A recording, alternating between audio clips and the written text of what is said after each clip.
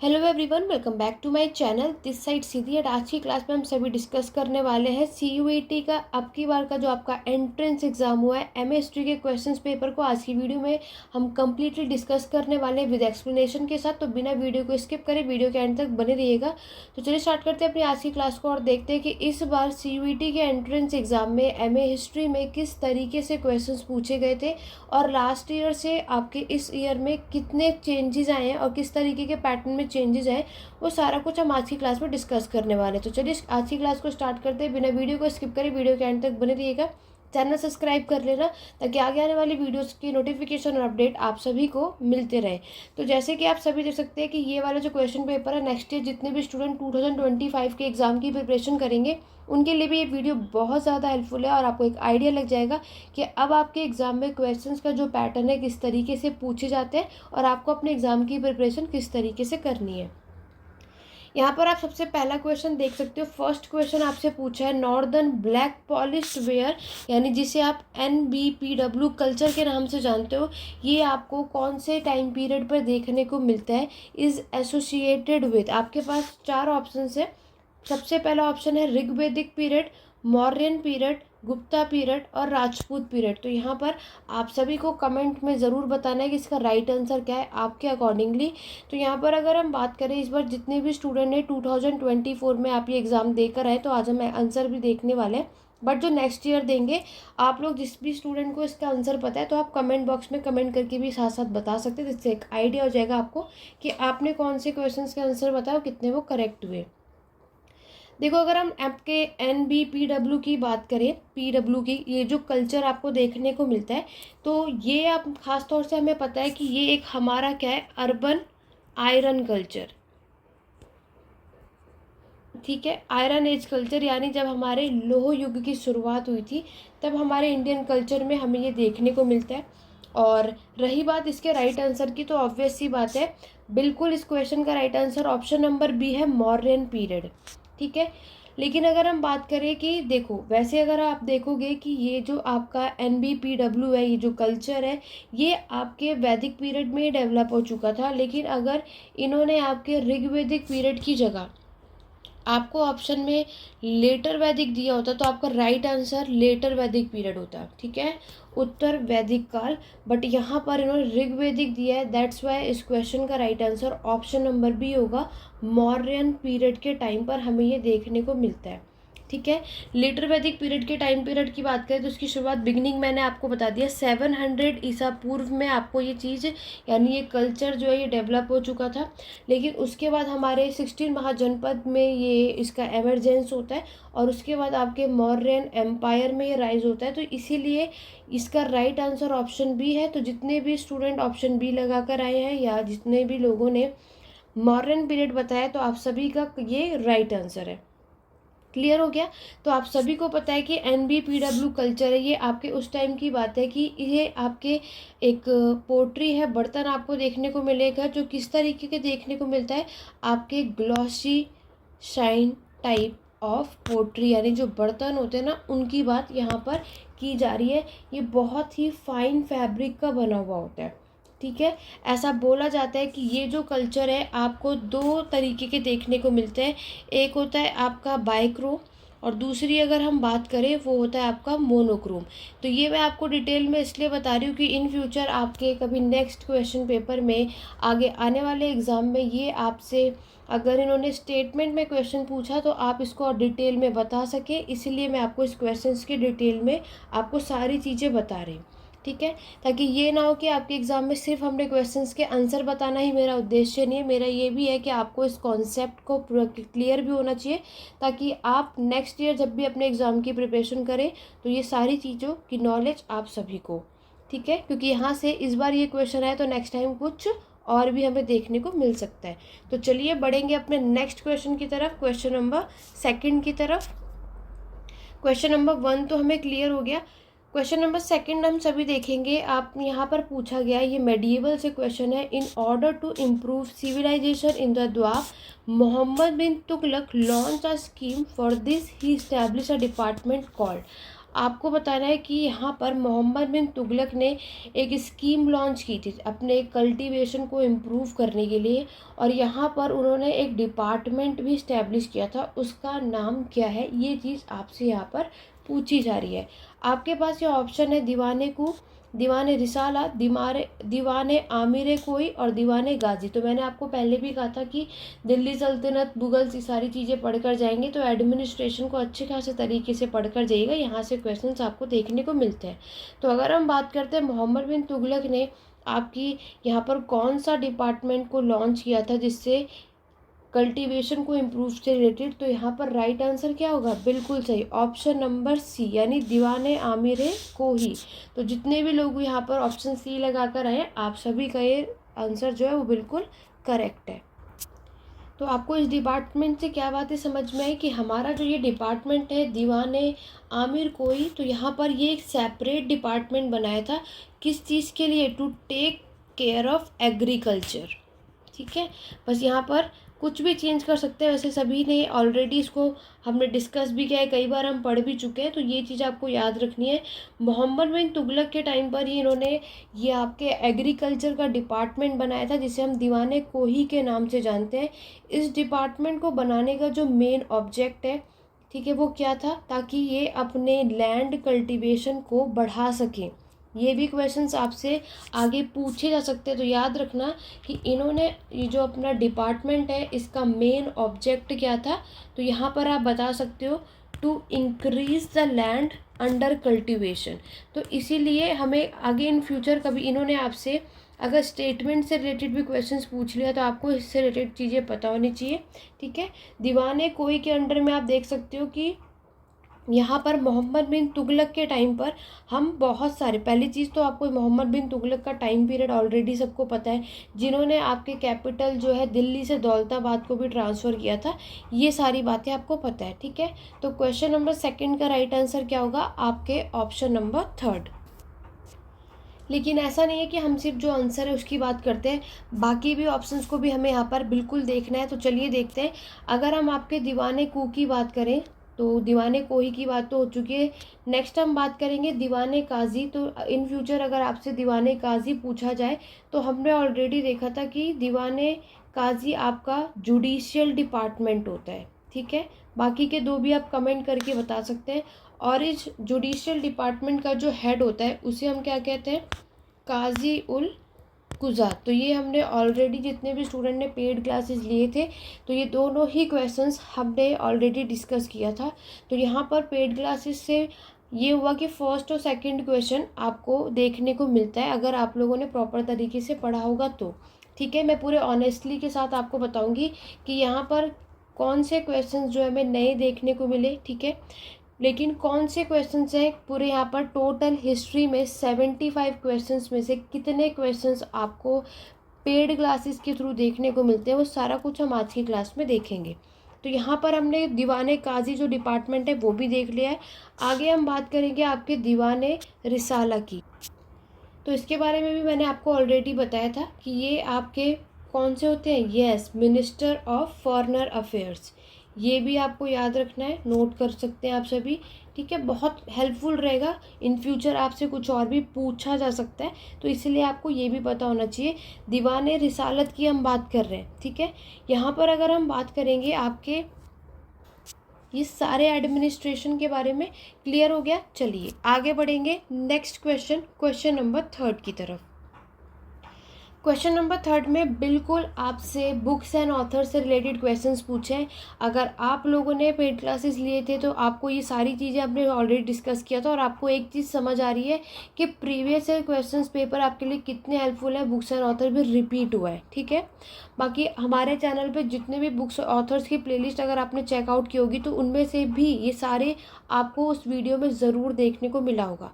यहाँ पर अगर हम क्वेश्चन नंबर 3 की बात करें, और आप सभी को पता है कि मृच्छकटिकम जो है वो किसने लिखा था, यस, मृच्छकटिकम जो है वो आपके शूद्रक ने लिखा था, बिल्कुल करेक्ट है। नेक्स्ट अगर हम बात करेंगे मेघदूत, तो मेघदूत के बारे में सबको पता है कि मेघदूत को लिखने वाले पर्सन का नाम है कालिदास। ठीक है, और स्वप्न, ये भी आपको पता है, ये किसने लिखा था, भाष ने, ये राइट। और आपके लास्ट अगर हम बात करेंगे विक्रांत देवचरित की, अगर हम बात करें तो ये किसने लिखा है? बिल्कुल कलहन ने। इसके अकॉर्डिंगली अगर आप क्रोनोलॉजिकल ऑर्डर में यानी इस मैच दी फॉलोइंग को मैच करेंगे तो आपके इसका राइट आंसर क्या होगा? Option number B, yes. तो इसका राइट आंसर क्या होगा? ऑप्शन नंबर बी, बिल्हन ने ये लिखा था। और ये सारी बुक्स ऑलरेडी हमने कई बार डिस्कस किया है, तो आप इसको देख सकते हैं। ठीक है, चलिए आगे बढ़ेंगे नेक्स्ट क्वेश्चन, क्वेश्चन नंबर 4 की तरफ। क्वेश्चन नंबर 4 में आप सभी से पूछा जा रहा है, आपको बताना है who was the editor of the Amrita Bazar Patrika. Modern history का क्वेश्चन है। और यहाँ पर अगर आप देखोगे अमृत बाजार पत्रिका ऑलरेडी हमने न्यूज़पेपर भी डिस्कस किए थे, और कई बार ये ऑलरेडी हम कई एग्जामों में ये क्वेश्चन पूछा भी जा चुका है। गोपाल कृष्ण गोखले, मोतीलाल घोष, सुरेंद्र नाथ बनर्जी और आपके ब्रह्मबंध उपाध्याय।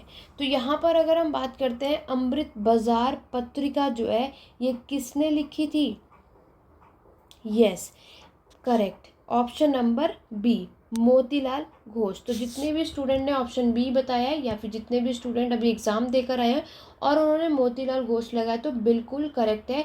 इनके अलावा एक नाम और है क्योंकि यहाँ पर सिर्फ एक ही नाम मेंशन है, तो शिशिर कुमार घोष। तो आपको ये दोनों के नेम पता होने चाहिए।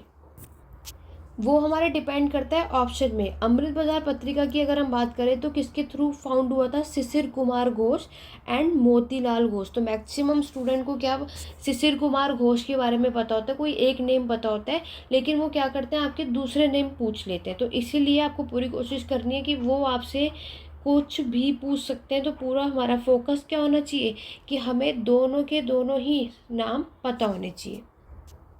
अगर हम बात करें कि आपके इस अमृत बाजार पत्रिका के मेन उद्देश्य यानी मेन उनका ऑब्जेक्टिव क्या था, तो यहाँ पर इनकी कोशिश थी कि लोगों को जागृत कर सके, ठीक है, उन्हें जगा सके, उनमें देशभक्ति के बारे में बता सके, उसमें देशभक्ति की रिलेटेड जो उनकी भावना है उसको जगा सके। ये इनका मेन उद्देश्य है। तो आपको इसका मेन ऑब्जेक्टिव भी पता होना चाहिए। आगे करते हैं, अपने नेक्स्ट क्वेश्चन की तरफ बढ़ते हैं, क्वेश्चन नंबर 5। क्वेश्चन नंबर 5 में आपसे पूछा है आपका बृहदेश्वर टेम्पल जो है वो कहाँ पर लोकेटेड है। बहुत ही सिंपल इजी क्वेश्चन है। स्टार्टिंग के 5 क्वेश्चन हम ऑलरेडी कर चुके हैं। 5th क्वेश्चन यहाँ पर आप देख सकते हो। तो बृहदेश्वर टेम्पल बिल्कुल right answer option number C है आपका, तंजौर। तो ऑप्शन सी हमारा करेक्ट है। तो यहाँ पर अगर हम इस टेम्पल की बात करें तो जल्दी से कमेंट करके बताइए कि आखिरकार ये टेम्पल जो है किसने कंस्ट्रक्ट या किसने बिल्ड करवाया है।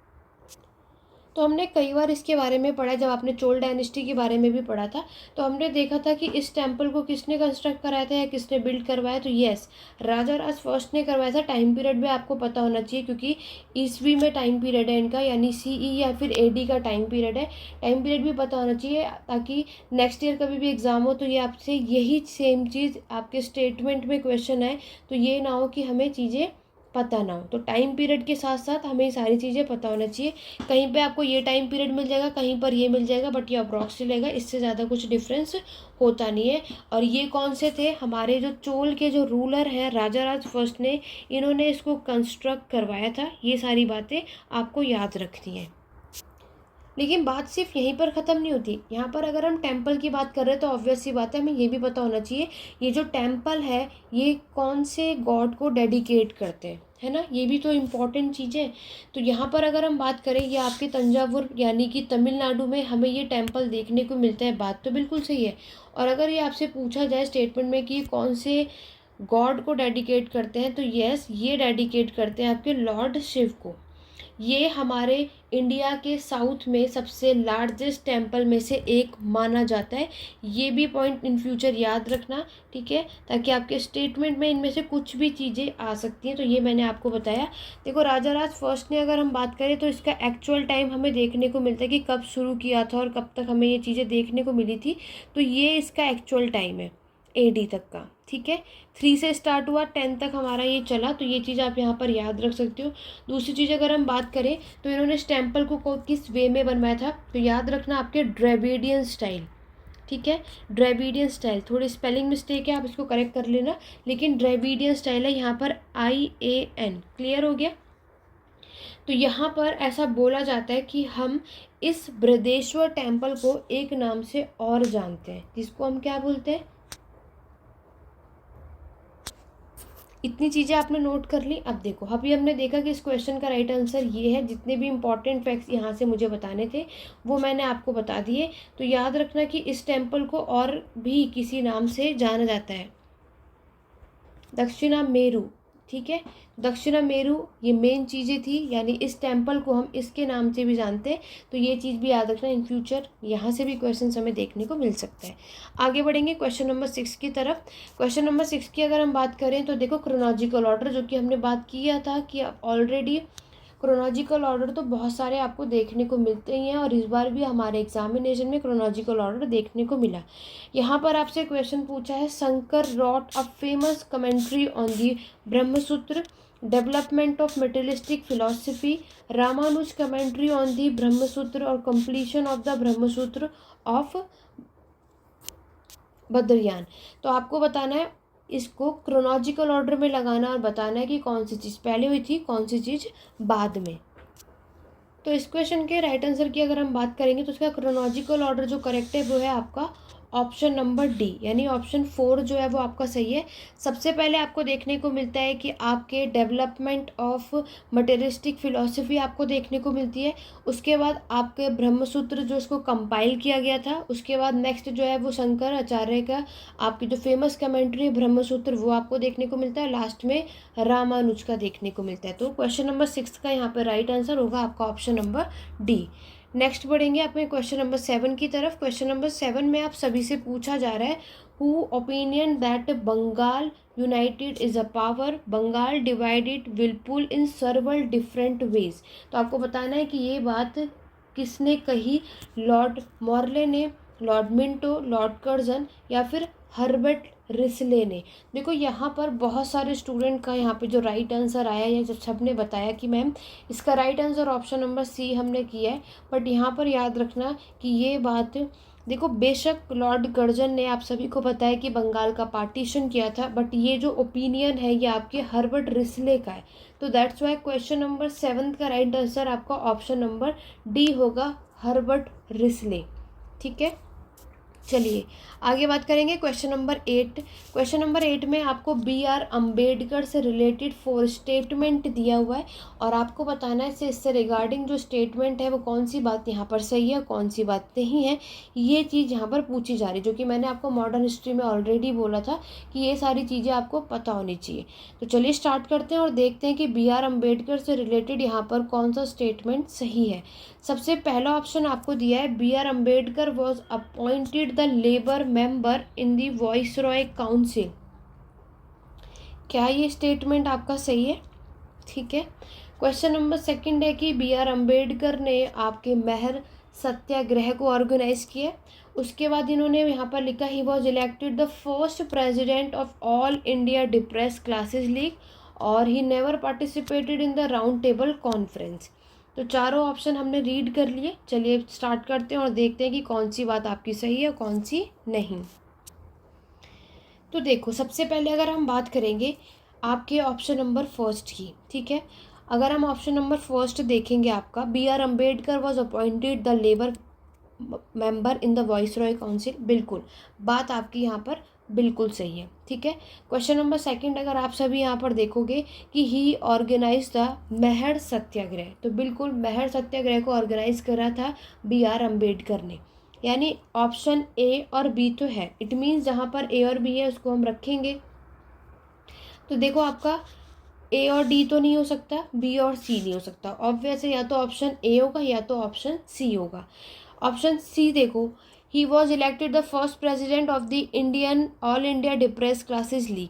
तो देखो यहाँ पर सबसे ज़्यादा कन्फ्यूज़न सब स्टूडेंट को ऑप्शन ए और ऑप्शन सी में ही हुआ था। ठीक है, बहुत सारे स्टूडेंट ने ऑप्शन ए भी लगाया है, क्योंकि इस गलत फहमी में कि all India depress classes league के जो प्रेसिडेंट है वो ऑब्वियस से B.R. अम्बेडकर हमें देखने को मिलते हैं। बात तो सही है, लेकिन वो 1930 में आपको देखने को मिलेंगे। लेकिन इससे पहले 1926 में आप देखोगे ऑलरेडी एक और थे प्रेसिडेंट, जिनका नाम था आपके राव बहादुर।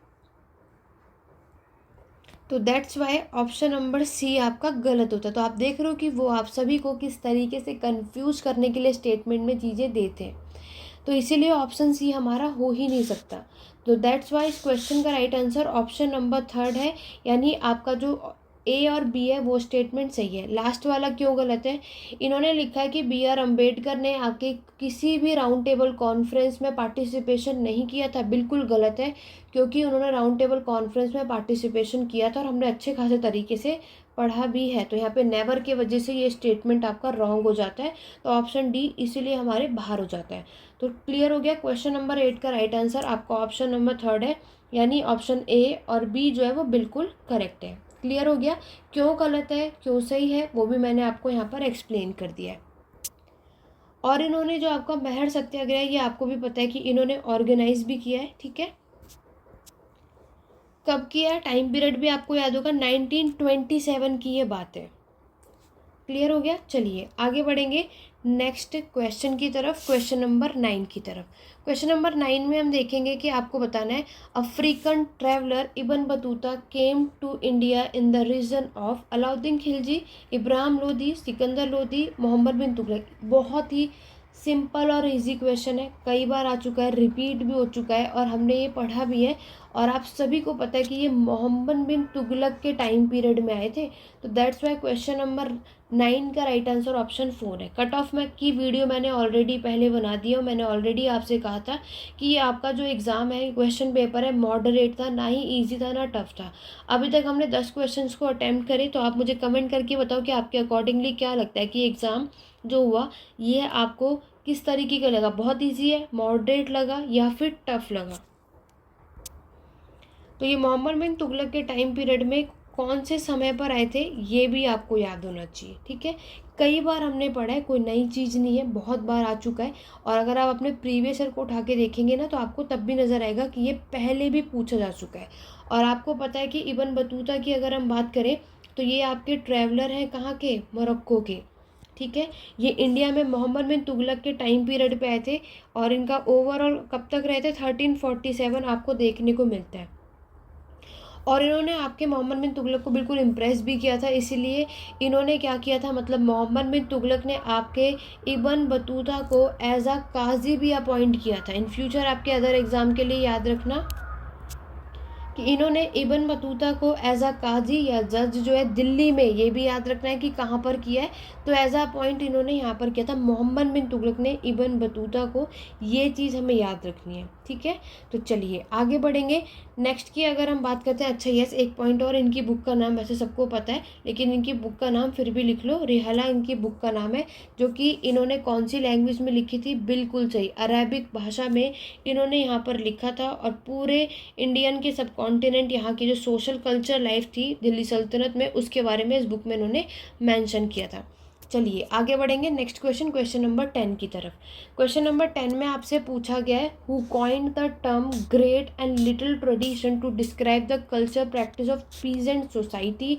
आपको बताना है जो ये टर्म है ये किसने दिया था, किसने बताया था। तो रिचर्ड एमिटसन ने, जॉन स्ट्रैटन हॉले ने, डेविड ने या फिर रॉबर्ट रेडफील्ड ने। तो क्वेश्चन नंबर 10 की अगर हम बात करें तो आपके इस क्वेश्चन का राइट आंसर ऑप्शन नंबर 4 होगा, रॉबर्ट रेडफील्ड, ठीक है। तो इस तरीके के देखो ये जो टर्म है ये किसने कौन सी बात गई, तो ऑब्वियस है, तो इसकी ये तो कुछ भी आ सकता है, कहीं से भी आ सकता है, बट यस हमने कभी अपने हर एक टॉपिक को बहुत बेसिकली से डिटेल में देखा होगा तो तब हम इसको बता पाएंगे। चलिए आगे बढ़ेंगे क्वेश्चन नंबर 11 की तरफ। क्वेश्चन नंबर 11 आप देख सकते हो, आपसे पूछा जा रहा है who among the following argue that the nationalism in India was a different but was a derivative discourse from the west. तो ये पार्थ चटर्जी ने कहा था, सुमित सरकार ने, सी ए बेले ने या फिर आर पी दत्त ने। तो अगर हम बात करेंगे तो ये आर्ग्यू किसने किया था, बिल्कुल ये किया था आपके पार्थ चैटर्जी ने। तो आपके क्वेश्चन नंबर 11 का right answer option number A होगा, ठीक है। चलिए आगे बढ़ेंगे क्वेश्चन नंबर 12 की तरफ। क्वेश्चन नंबर 12 हम देखेंगे in the poem the Chola are referred to as. आपके बताना है कौन की पोएम में चोल को एज अ किस में रेफर किया गया है। तो यहाँ पर आपके पास 4 ऑप्शन है, तो मनर है, कावेरी किलवन है या फिर केरल किलवन है या फिर एंटीना अवंती इनांती है, सॉरी। तो आपको बताना है क्वेश्चन नंबर 12 आपके अकॉर्डिंगली क्या हो सकता है। देखो कोई भी होगा, अगर थोड़ा बहुत नहीं भी नॉलेज होगी तो यहाँ पर देखो इसका राइट आंसर ऑप्शन बी है, कावेरी किल्वन। तो यहाँ पर इस लैंड में आप देखोगे, ये लैंड हमें कहाँ पर देखने को मिलती है, कावेरी डेल्टा पे। ठीक है, कावेरी डेल्टा पे आपको देखने को मिलती है। ऐसा क्यों? ये जो जगह है जहाँ पर आप देखोगे सबसे ज़्यादा पैडी कल्टीवेशन हमें देखने को मिलती है। पैडी के साथ साथ आप देखोगे शुगर केन, यानी जो गन्ने होते हैं ना, उसकी भी कल्टीवेशन हमें यहाँ पर देखने को मिलता है। तो दैट्स वाई क्वेश्चन नंबर 12 का राइट आंसर होगा ऑप्शन नंबर बी। आगे बढ़ेंगे क्वेश्चन नंबर 13 की तरफ। अगेन आपके बुक एंड ऑथर्स हैं, ये भी रिपीट हुए हुए हैं। आप देख सकते हो A.S. ऑल्टेकर, K.N. Neelkanth Shastri, K.N. Chaudhary और J.N. सरकार। तो याद रखना बुक्स एंड ऑथर्स में ये ऑथर्स कुछ कॉमन है, तो जिसमें हमें ये सारे ऑथर्स के नेम भी पता होने चाहिए। यहाँ पर अगर हम बुक देखेंगे तो आपको बताना है trade and civilization in Indian ocean किसने लिखी है, हिस्ट्री ऑफ बंगाल के राइटर कौन है, the Rashtrakuta and their times और द चोल। इन बुक्स के राइटर कौन से, ये आपको बताना है। आपके पास यहाँ पर ऑप्शंस भी है, तो जल्दी से कमेंट करके बताइए कि आपके अकॉर्डिंगली कौन सी बुक किसने लिखी थी। तो सबसे पहले हम बात करेंगे आपके इस बुक के बारे में। पहले देखते हैं कौन सी बुक किसने लिखी, फिर हम इसको अरेंज करेंगे। सबसे पहले यहाँ पर आप देख सकते हो आपके पास मेंशन है trade and civilization in the Indian ocean की जो बुक है, इसको किसने लिखी थी। तो यस, इस बुक के राइटर हैं आपके कीर्ति नारायण चौधरी। तो कीर्ति नारायण चौधरी ने आपकी ये बुक लिखी थी, यानी ऑप्शन सी यहाँ पर करेक्ट होगा। इन्होंने ये बुक लिखी थी 1750 में, 1750 में ये बुक इन्होंने लिखी थी। क्लियर हो गया। आगे बढ़ेंगे, नेक्स्ट हम बात करेंगे आपके हिस्ट्री ऑफ बंगाल। तो ये सभी को पता है कि हिस्ट्री ऑफ बंगाल की जो बुक है ये किसने लिखी थी। तो ये आपकी बुक लिखी गई थी J.N. सरकार ने। ठीक है, नेक्स्ट अगर हम बात करेंगे the Rashtrakuta and their times, तो ये वाली बुक आपकी लिखी थी A.S. ऑल्टेकर ने। बिल्कुल करेक्ट है। कब लिखी थी, तो ये आप सभी को पता होगा 1967 में इन्होंने ये बुक लिखी थी। ठीक है, और लास्ट आप सभी समझ चुके हैं कि द चोल की अगर हम बात करें तो ये बुक आपकी किसने लिखी थी। यहाँ पर हम बात करेंगे K.N. नीलकंठ शास्त्री ने द चोल की आपकी बुक लिखी थी। इस अकॉर्डिंगली अगर क्रोनोलॉजिकल ऑर्डर आप लगाओगे तो यहाँ पर आपका right answer option number D होगा। तो इस अकॉर्डिंगली आपको क्या समझ आया, इस क्वेश्चन का राइट आंसर क्वेश्चन नंबर 13 का ऑप्शन नंबर 4 करेक्ट है। आगे बढ़ेंगे नेक्स्ट क्वेश्चन नंबर 14 की तरफ। क्वेश्चन नंबर 14 में आपके स्टोन एज से क्वेश्चन पूछा गया और टूल टाइप्स यहाँ पर पूछे कि कौन से टूल्स कौन से समय पर हमें देखने को मिलता है, वो आपको बताना है। नेक्स्ट पहला है आपका एक्लूनियन हैंडेक्स, नेक्स्ट है आपका लेवलॉय स्क्रैपर, सेल्ट और आपकी माइक्रोलिथिक। ठीक है, और आपको बताना है कौन से टूल्स आपके कौन से कल्चर में देखने को मिलते हैं। देखो सबको इसका तो सबको पता होता है कि माइक्रोलिथिक जो है वो हमें मीसोलिथिक पीरियड में देखने को मिलता है। तो डी का 4 सबको देखना है। तो डी के 4 की अगर हम बात करें तो ये आपको सिर्फ 2 ऑप्शन में मिल रहा है, यानी पहला और आपका जो 4th ऑप्शन है वो तो ऑप्शन से बाहर होता है। और यहाँ पर ए का ऑप्शन सेकंड दे रखा है, दोनों में कॉमन है। तो एक्लूनियन हैंडेक्स आप इस तरीके से बता सकते हो कि लोअर पैलियोथिक यानी निचला पूरा पाषाण काल के समय पर एक्लूनियन हैंडेक्स हमें देखने को मिलते हैं। बात आती है अब कि ऑप्शन बी और सी में। ठीक है, लेकिन अगर ऑप्शन बी और सी बहुत इजी और सिंपल है, आप सभी को पता है कि स्क्रैपर के बारे में मैंने आप सभी को पढ़ाया हुआ है ऑलरेडी। ठीक है, और जिसके अंदर मैंने आपको क्या बताया था, बिल्कुल कि अगर हम स्क्रैपर की बात करें तो यहाँ पर मैंने आपको बताया मिडल पैलियोथिक के समय पर आपको, यानी मध्यपुरा पाषाण काल के समय पर मिलता है, और ये होता है आपके नव पाषाण काल की तरफ। तो राइट आंसर अगर हम बात करें इस अकॉर्डिंगली क्वेश्चन नंबर 14 का होगा ऑप्शन नंबर सी। ठीक है, यानी थर्ड जो है वो करेक्ट होगा। इस तरीके से आप लोग इसे कर सकते हैं। ठीक है, यूजीसी नेट के एग्ज़ाम की प्रिपरेशन कर रहे हो, यूपीएससी की भी कर रहे होंगे, तो आपने इतना डीपली तो हर एक टूल्स को ज़रूर किया होगा। तो इसीलिए आगे से जितने भी स्टूडेंट सीयूईटी एंट्रेंस एग्ज़ाम देने वाले हैं तो थोड़े से अपने टॉपिक को और वास्ट लेकर के जाइए, ताकि ये सारी चीज़ें आप ईजिली से बता सको। आगे बढ़ेंगे नेक्स्ट क्वेश्चन नंबर 18 की तरफ। आपके पास इस बार कुछ टर्म दे रखे हैं और टर्म का मतलब क्या है वो आपको यहाँ पर बताना है। ठीक है, तो चलिए टर्म की बात करते हैं और देखते हैं कि किसका क्या मतलब होता है। तो अगर हम आपके टर्म श्रेष्ठिन की बात करें तो ये आपको पता है, ये टर्म एक आपका संस्कृत वर्ड है जो कि बैंकर के लिए यूज़ होता है। तो फर्स्ट का राइट आंसर होगा ऑप्शन ए। तो ऑप्शन ए में जहाँ जहाँ फर्स्ट है उनको सेलेक्ट कर लो, यानी ऑप्शन ए और ऑप्शन थर्ड में से हमारा कोई करेक्ट आंसर देखने को मिलता है। ठीक है, अब आपको ऑप्शंस भी क्लियरली नज़र आ रहे होंगे।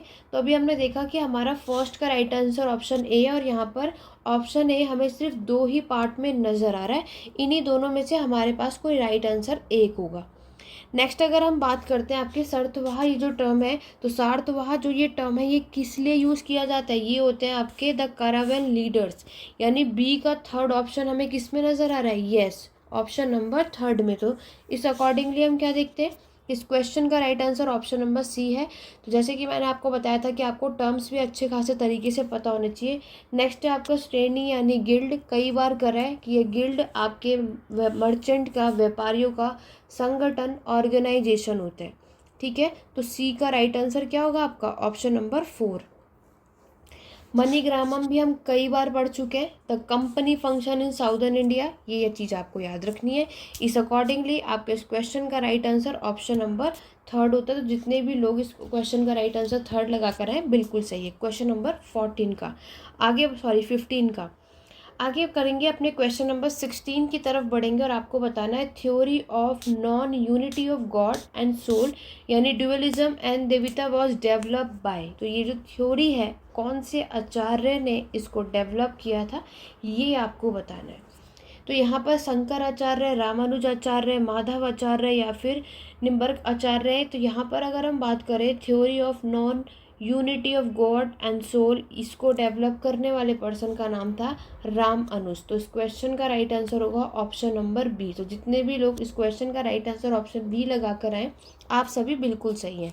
आगे बढ़ेंगे क्वेश्चन नंबर 17 की तरफ। नेक्स्ट क्वेश्चन हमसे पूछा गया है, आपको बताना है कि कौन first president of all India किसान सभा। देखो बहुत इजी सिंपल क्वेश्चन है। तो ऑल इंडिया किसान सभा के सबसे पहले प्रेसिडेंट कौन है वो आपको बताना है। लाला लाजपत राय, सहजानंद सरस्वती, जवाहरलाल नेहरू या बाबा रामचंद्र। बिल्कुल, यहाँ पर अगर हम बात करेंगे आपके, तो वो कौन है आपके? सहजानंद सरस्वती इस क्वेश्चन का राइट आंसर होगा। ये आपके पहले फर्स्ट प्रेसिडेंट थे ऑल इंडिया किसान सभा के। ठीक है, तो इसके अकॉर्डिंगली आपके क्वेश्चन नंबर 17 का राइट आंसर क्या होगा? Option number B. तो जितने भी लोग ऑप्शन बी लगा कर आए वो बिल्कुल सही है, क्योंकि अगर हम स्वामी सहजानंद सरस्वती की बात करें तो ये इलेक्ट हुए थे कहाँ पर? आपके लखनऊ में। ये भी बात आपको याद रखनी है, कब हुए थे? 1936 में। तो ये एक नेशनलिस्ट यानी ये आपके राष्ट्रवादी भी हैं और ये आपके इंडिया के पीजेंट लीडर भी हमें देखने को मिलते हैं। ठीक है, तो ये कुछ चीज़ें हैं जो आपको इनसे रिलेटेड पता होना चाहिए। आगे बढ़ेंगे क्वेश्चन नंबर 18 की तरफ। क्वेश्चन नंबर 18 में आपसे पूछा है the earliest capital of Magadh was Rajgir which was also called. तो राजगीर की जो राजधानी, इसको और क्या बोला जाता है? अंग, पाटलिपुत्र, कुशीनगर या ग्रीवराज। तो ये ऑलरेडी प्रीवियस ईयर का क्वेश्चन है। क्वेश्चन नंबर 18 का राइट आंसर आपका डी होगा। ऑलरेडी अगर आप प्रीवियस से चेकआउट करोगे तो ये क्वेश्चन इन्होंने कई बार पूछा है। ठीक है, चलिए क्वेश्चन नंबर 19 में क्रोनोलॉजिकल ऑर्डर में लगाना वॉइस रो। जब मैंने मॉडर्न हिस्ट्री में आपको बताया ही था कि मॉडर्न हिस्ट्री पढ़कर जा रहे हो तो क्रोनोलॉजिकल ऑर्डर करके जाना, ज़्यादातर उस तरीके से ही क्वेश्चंस मिलेंगे। तो देख सकते हैं आपको, आपने क्वेश्चन पेपर आप देख रहे हो तो उसी तरीके से ही हमें ये क्वेश्चन देखने को मिल रहा है। यहाँ पर अगर हम आपके वॉइस रो देखें, आपके सबसे पहले इसको अरेंज भी करें तो यहाँ पर अगर हम देखते हैं कि आपके सबसे पहले, सबको पहले तो आपको सबका टाइम पीरियड पता होना चाहिए। लॉर्ड माउंटबेटन, इरविन, वेवल, लिलिंथगो, सबका टाइम पीरियड क्या है, उसके अकॉर्डिंगली ही आप इसको बता सकते हो। ठीक है, तो जल्दी से कमेंट करके बताओ कि सबसे पहले आपको कौन से देखने को मिलते हैं। तो यहाँ पर देखो, सबसे पहले जो आपके बने वो कौन है? क्वेश्चन नंबर 19 हम कर रहे हैं, वॉइस रॉय आपको बताना है और आपको इसको क्रोनोलॉजिकल ऑर्डर में लगाना और बताना है कि सबसे पहले कौन है। ठीक है, तो यस, लॉर्ड इरविन आपके सबसे पहले वॉइस रॉय है। आपको इनका टाइम पीरियड 1926 से 1931 तक इन्होंने यहाँ पर रूल किया था। उसके बाद नेक्स्ट वाइसरॉय बनते हैं आपके लिलिंथगो। इनका टाइम पीरियड 1936 से 1944 का माना जाता है। उसके बाद नेक्स्ट रूलर आपको लॉर्ड वेवल देखने को मिलते हैं। लॉर्ड वेवल का टाइम पीरियड आप देखोगे तो वो आपको मिलेगा 1944 से 47। और लास्ट तो सभी को पता है 1947 से 48 आपके लॉर्ड माउंटबेटन। इस अकॉर्डिंगली इस क्वेश्चन का right answer option number D होगा।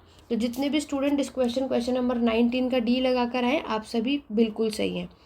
क्वेश्चन नंबर 20 की तरफ बढ़ेंगे और यहाँ पर आप सभी देख सकते हो आपसे पूछा गया है who among the following synthesis various rajas of India music by mixing Indian and Iranian music tradition.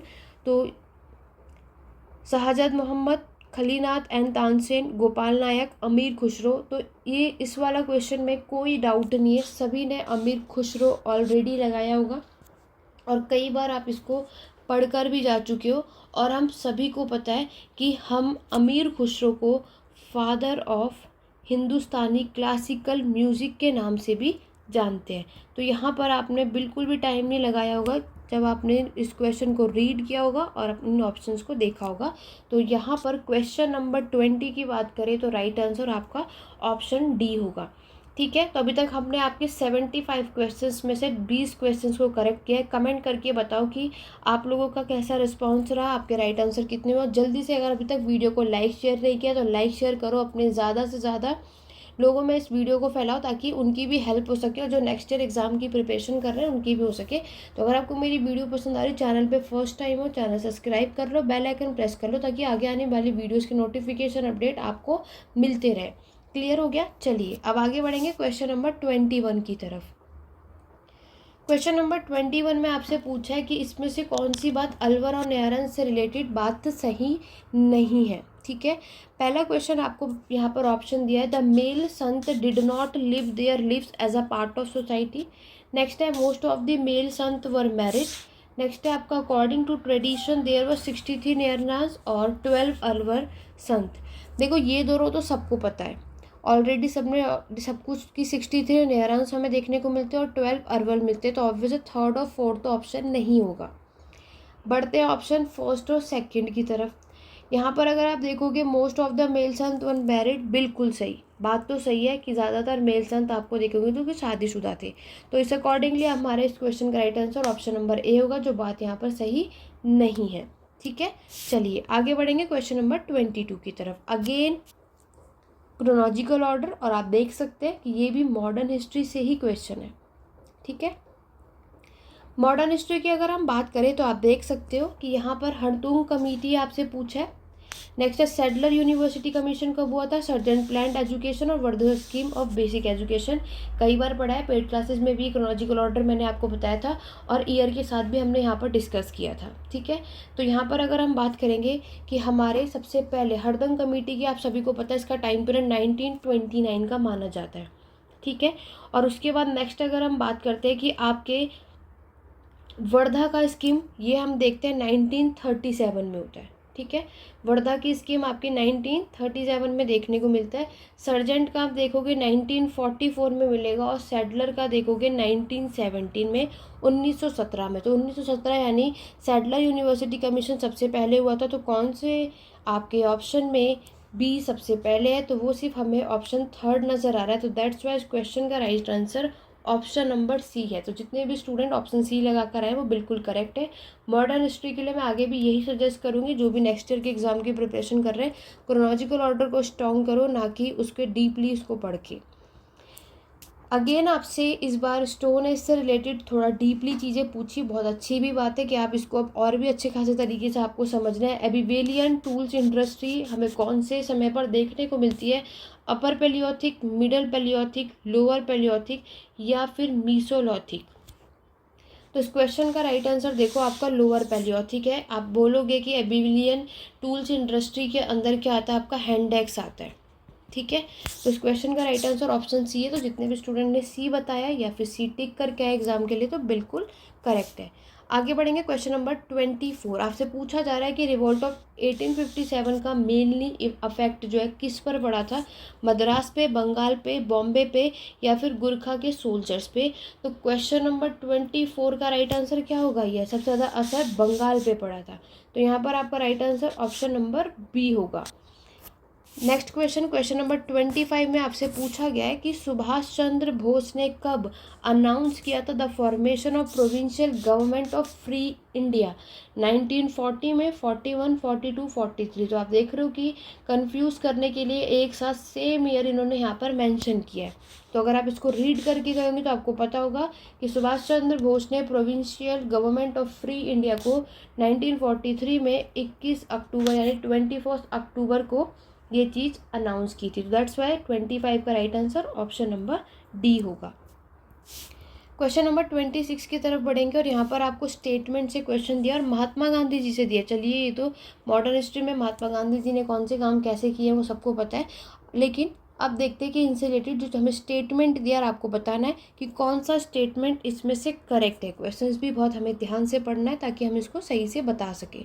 चलो 26 की अगर हम बात करें, पहला ऑप्शन है in 1918 Mahatma Gandhi intervenes in a dispute between the workers and mill owners of Ahmedabad. ठीक है, 1918 में गांधी जी जो है आपके अहमदाबाद का मिल स्ट्राइक हुआ था, ये भी आपको पता है। तो उसमें ये आए थे या नहीं ये आपको बताना है। ठीक है, पहला स्टेटमेंट रीड कर लिया, बात तो सही लगी क्योंकि हमने ऑलरेडी इसके बारे में पढ़ा था। नेक्स्ट है in workers movement Ahmedabad Gandhi ji demanded better working condition for the textile mill worker. तो यहाँ पर जो वर्कर मूवमेंट अहमदाबाद में चला था तो गांधी जी ने डिमांड किया था कि यहाँ पर जो टेक्सटाइल के जो इनकी कंडीशन है वर्कर की वो सही हो। और नेक्स्ट ऑप्शन है in worker movement of Ahmedabad Gandhi ji ने एडवाइस किया था वर्कर को to go and strike to demand 25% increase. तो नहीं, 25 की जगह 35% यहाँ पर इन्होंने इंक्रीज़ किया था। आप ऑलरेडी देख सकते हो कि मैंने आपको चंपारण, खेड़ा और सत्याग्रह और आपके अहमदाबाद मिल स्ट्राइक को कम्प्लीटली यहाँ पर मैंने आपको समझाया हुआ है। अगर आपने उस वीडियो को नहीं देखा है तो मॉडर्न हिस्ट्री की प्लेलिस्ट में जा कर के चेकआउट कर सकते हैं और उसकी PDF आपको मेरे हिस्ट्री एडू पॉइंट ऐप पर मिल जाएगी, वहाँ से डाउनलोड भी कर सकते हो। नेक्स्ट आपसे पूछा है 1918 में Gandhi ji mobilise the peasant of Ahmedabad against the exploitation of European indigo planters. तो ये 1918 में हुआ था और 1918 में नहीं हुआ था, 1917 में हुआ था। और इंडिगो प्लांटर की अगर हम बात करें यानी जिसे हम चंपारण सत्याग्रह मूवमेंट के बारे में बात करते हैं तो ऑब्वियस ऑप्शन नंबर डी भी हमारा बिल्कुल गलत है।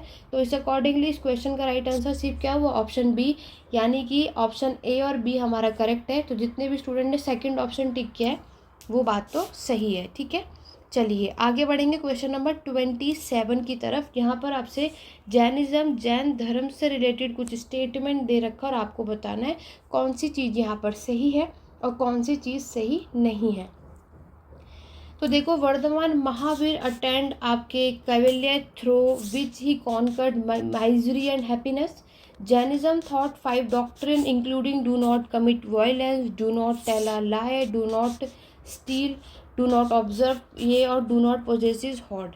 The doctrine of अनिकवाद hold that reality is simple and has simple single aspect। और आपके लास्ट ऑप्शन है परशुआ Mahavir had asked his follower to cover the upper and lower portion of their body। तो देखो 27 के राइट आंसर की बात करें तो आपका जो यहाँ पर सिर्फ 2 स्टेटमेंट सही है। ठीक है, एक तो आपका पहला स्टेटमेंट सही है और एक तो आपका लास्ट जो है ना डी ऑप्शन सही है।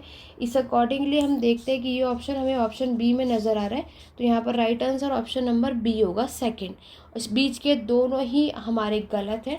तो आगे बढ़ेंगे नेक्स्ट क्वेश्चन 28 की तरफ। क्वेश्चन नंबर 28 में आपसे पूछा गया है कि इन विच ईयर ताराबाई जो है, जो कि आपके राजा राम की वीडियो है, प्रपोज पीस टू औरंगजेब, 1688 में, 1700 में, 1705 में या 1707 में। तो वो टाइम पीरियड था आपका 1700 में। तो क्वेश्चन नंबर 28 का right answer option number B होगा। आगे बढ़ेंगे, नेक्स्ट आपको बताना है अनहैप्पी इंडिया के ऑथर क्या है, कौन थे। तो ये कई बार रिपीट हो चुका है, गोपाल कृष्ण गोखले, लाला हरदयाल, लाला लाजपत राय या मोहम्मद इकबाल, और कई बार ये आ चुका है। तो यहाँ पर आप सभी को पता है कि अनहैप्पी के जो ऑथर है वो कौन है, बिल्कुल लाला लाजपत राय। और आप सभी को पता है कि लाला लाजपत राय को हम और किस नाम से जानते हैं? पंजाब केसरी। बहुतों को ये पता होगा, जिन्हें नहीं पता मैं उनको यहाँ पर बता रही हूँ। और आपको ये पता है कि यहाँ पर जब साइमन कमीशन हुआ था तो उस टाइम पर इन पे लाठी चार्ज हुआ था। इन पे क्या है, पुलिस ने लाठी चार्ज किया था, जिसके दौरान ये घायल हो गए थे और ये उनकी डेथ हो गई थी, लाला लाजपत राय के बारे में। तो ये सारी कहानी थी। तो क्वेश्चन नंबर 29 का right answer option number C होगा। आगे बढ़ेंगे क्वेश्चन नंबर 30 की तरफ। क्वेश्चन नंबर 30 में आपसे पूछा गया है, स्टेटमेंट पूछा है, कौन सा स्टेटमेंट सही है कौन सा नहीं, आपको बताना है। पहला ऑप्शन है, first railway line between Madras and Bombay was open in 1853। सभी को पता है कि पहले रेलवे लाइन जो है तो मुंबई से थाने गई थी। तो पहला ऑप्शन तो बिल्कुल गलत है। तो जहाँ जहाँ भी ऑप्शन ए नज़र आ रहा है उसको आपको बाहर कर देना है। ठीक है, अब बात करते हैं ऑप्शन बी। तो ऑब्वियस है, दोनों में ऑप्शन बी एक कॉमन है, तो बात तो सही है कि ये सही होगा। यूनिवर्सिटी जो बॉम्बे, कलकत्ता, मद्रास, ये जो इसमें जो यूनिवर्सिटी इस्टेब्लिश हुई थी 1857 में हुई थी, बिल्कुल। अब अगर हम बात करते हैं आपके टेलीग्राफिक कम्युनिकेशन विद यूरोप, ये ओपन हुआ था 1875 में। और वर्नाकुलर प्रेस एक्ट जो है वो पास हुआ था 1878 में। जितने भी स्टूडेंट यहाँ पर हैं, अगर आपने कभी टेलीग्राफिक कम्युनिकेशन यूरोप के साथ ये जो ओपन हुआ था 1875, अगर आपको इसके बारे में नहीं भी पता, लेकिन हम सभी ने वर्नाकुलर प्रेस एक्ट के बारे में भी तो ऑलरेडी पढ़ा है कि इसको पास किया गया था 1878 में। तो बिल्कुल, तो इसका मतलब डी ऑप्शन सही है। तो राइट आंसर क्या होगा? Option number 4। इस तरीके से भी आप अपने आंसर को सॉल्व कर सकते हैं। ज़रूरी नहीं है कि हमें सारी चीज़ें इसमें पता हों, तो कुछ चीज़ों से भी हम अपने आंसर को निकाल सकते हैं। ठीक है, तो ये 75 की जगह अगर इन्होंने 65 लिखा होता तब ये करेक्ट होता। तो इसीलिए हमारा जो ऑप्शन थर्ड है वो गलत होता है। तो राइट आंसर क्वेश्चन नंबर 30 का क्या होगा? Option number D. Next question है, आपसे पूछा गया है, ये कई बार आ चुका है, मैक्सिमम टाइम, चाहे दिल्ली यूनिवर्सिटी के प्रीवियस ईयर्स में भी देखोगे ना, कि आपके कैलाशनाथ टेम्पल जो एलोरा में है, कहाँ पर है वो तो पता चल गया। एलोरा में किसने बिल्ड करवाया था वो आपको बताना है। राष्ट्रकूट के जो रूलर है कृष्णा फर्स्ट ने, या फिर कृष्णा सेकंड ने, या फिर चोल के रूलर राजेंद्र फर्स्ट ने, या पल्लव के रूलर राज सिंह ने। तो यहाँ पर आप सभी को पता है कि इस टेम्पल को बिल्ड करवाया था किसने? कृष्णा फर्स्ट ने कैलाशनाथ टेम्पल को बिल्ड करवाया था, जिसे हम कैलाश टेम्पल के नाम से भी जानते हैं। ये आपको देखने को मिलता है एलोरा यानी महाराष्ट्र में। पूरा चीज़ें यहाँ पर हम नोट कर लेते हैं। और जर्नली अगर हम बात करें तो आपके कृष्णा फर्स्ट का जो टाइम पीरियड है 1756 से 773 का माना जाता है। और ये आपका एक हिंदू टेम्पल है। और इस टेम्पल को भी आप देखोगे कौन से स्टाइल में बनवाया गया है? Dravidian style. और ये टेम्पल भी हमें देखने को मिलता है कि लॉर्ड शिव को डेडिकेट है। ठीक है, इतनी चीज़ें हमें यहाँ से पता होनी चाहिए। आगे बढ़ेंगे क्वेश्चन नंबर 32 की तरफ। क्वेश्चन नंबर 32 में आपसे पूछा गया है, who among the following was not a part of the Congress socialist party. तो कांग्रेस सोशलिस्ट पार्टी के इसमें से कौन से मेंबर इसमें से नहीं है? नरेंद्र देव, मीनू मसानी, श्री राजा गोपालाचारी या अयुत पटवर्धन। तो बिल्कुल इस क्वेश्चन का right answer option number C है, श्री राजा गोपालाचारी। तो क्वेश्चन नंबर 32 का राइट आंसर सी होगा। नेक्स्ट क्वेश्चन है, आपसे पूछा जा रहा है कि सातवाहन की ऑफिशियल लैंग्वेज आपको क्या देखने को मिलती है? तमिल, तेलुगु, संस्कृत या प्राकृत। तो देखो, मैक्सिमम कन्फ्यूजन सबको की होती है। यहाँ पर अगर हम बात करें कि ये आपके डेक्कन पार्ट में, यहाँ इसने सातवाहन डायनेस्टी ने रूल किया था, हमने इसके बारे में बहुत डिटेल में भी पढ़ा है। तो सबको एक बार को लगेगा तमिल में उसकी ऑफिशियल लैंग्वेज होगी या तेलुगु, लेकिन बहुतों को पता है इसका राइट आंसर प्राकृत है। इसकी जो ऑफिशियल लैंग्वेज मानी जाती है वो प्राकृत भाषा मानी जाती है। तो दैट्स वाई आपके इस क्वेश्चन का right answer option number D होगा। आगे बढ़ेंगे क्वेश्चन नंबर 34 की तरफ। क्वेश्चन नंबर 34 में पूछा गया है, there was a major controversy between the commander in chief and the viceroy of India. The viceroy resign and as he was not supported by the home government. वो कौन से viceroy थे जिन्होंने resign कर दिया था? लॉर्ड चैमफोर्ड, लिंथगो, लॉर्ड कर्जन या फिर लॉर्ड मिंटो। क्वेश्चन नंबर 34 की अगर हम बात कर रहे हैं, यस, तो वो थे आपके लॉर्ड कर्जन। ठीक है, तो यहाँ पर क्वेश्चन नंबर 34 का राइट आंसर क्या होगा? ऑप्शन नंबर सी।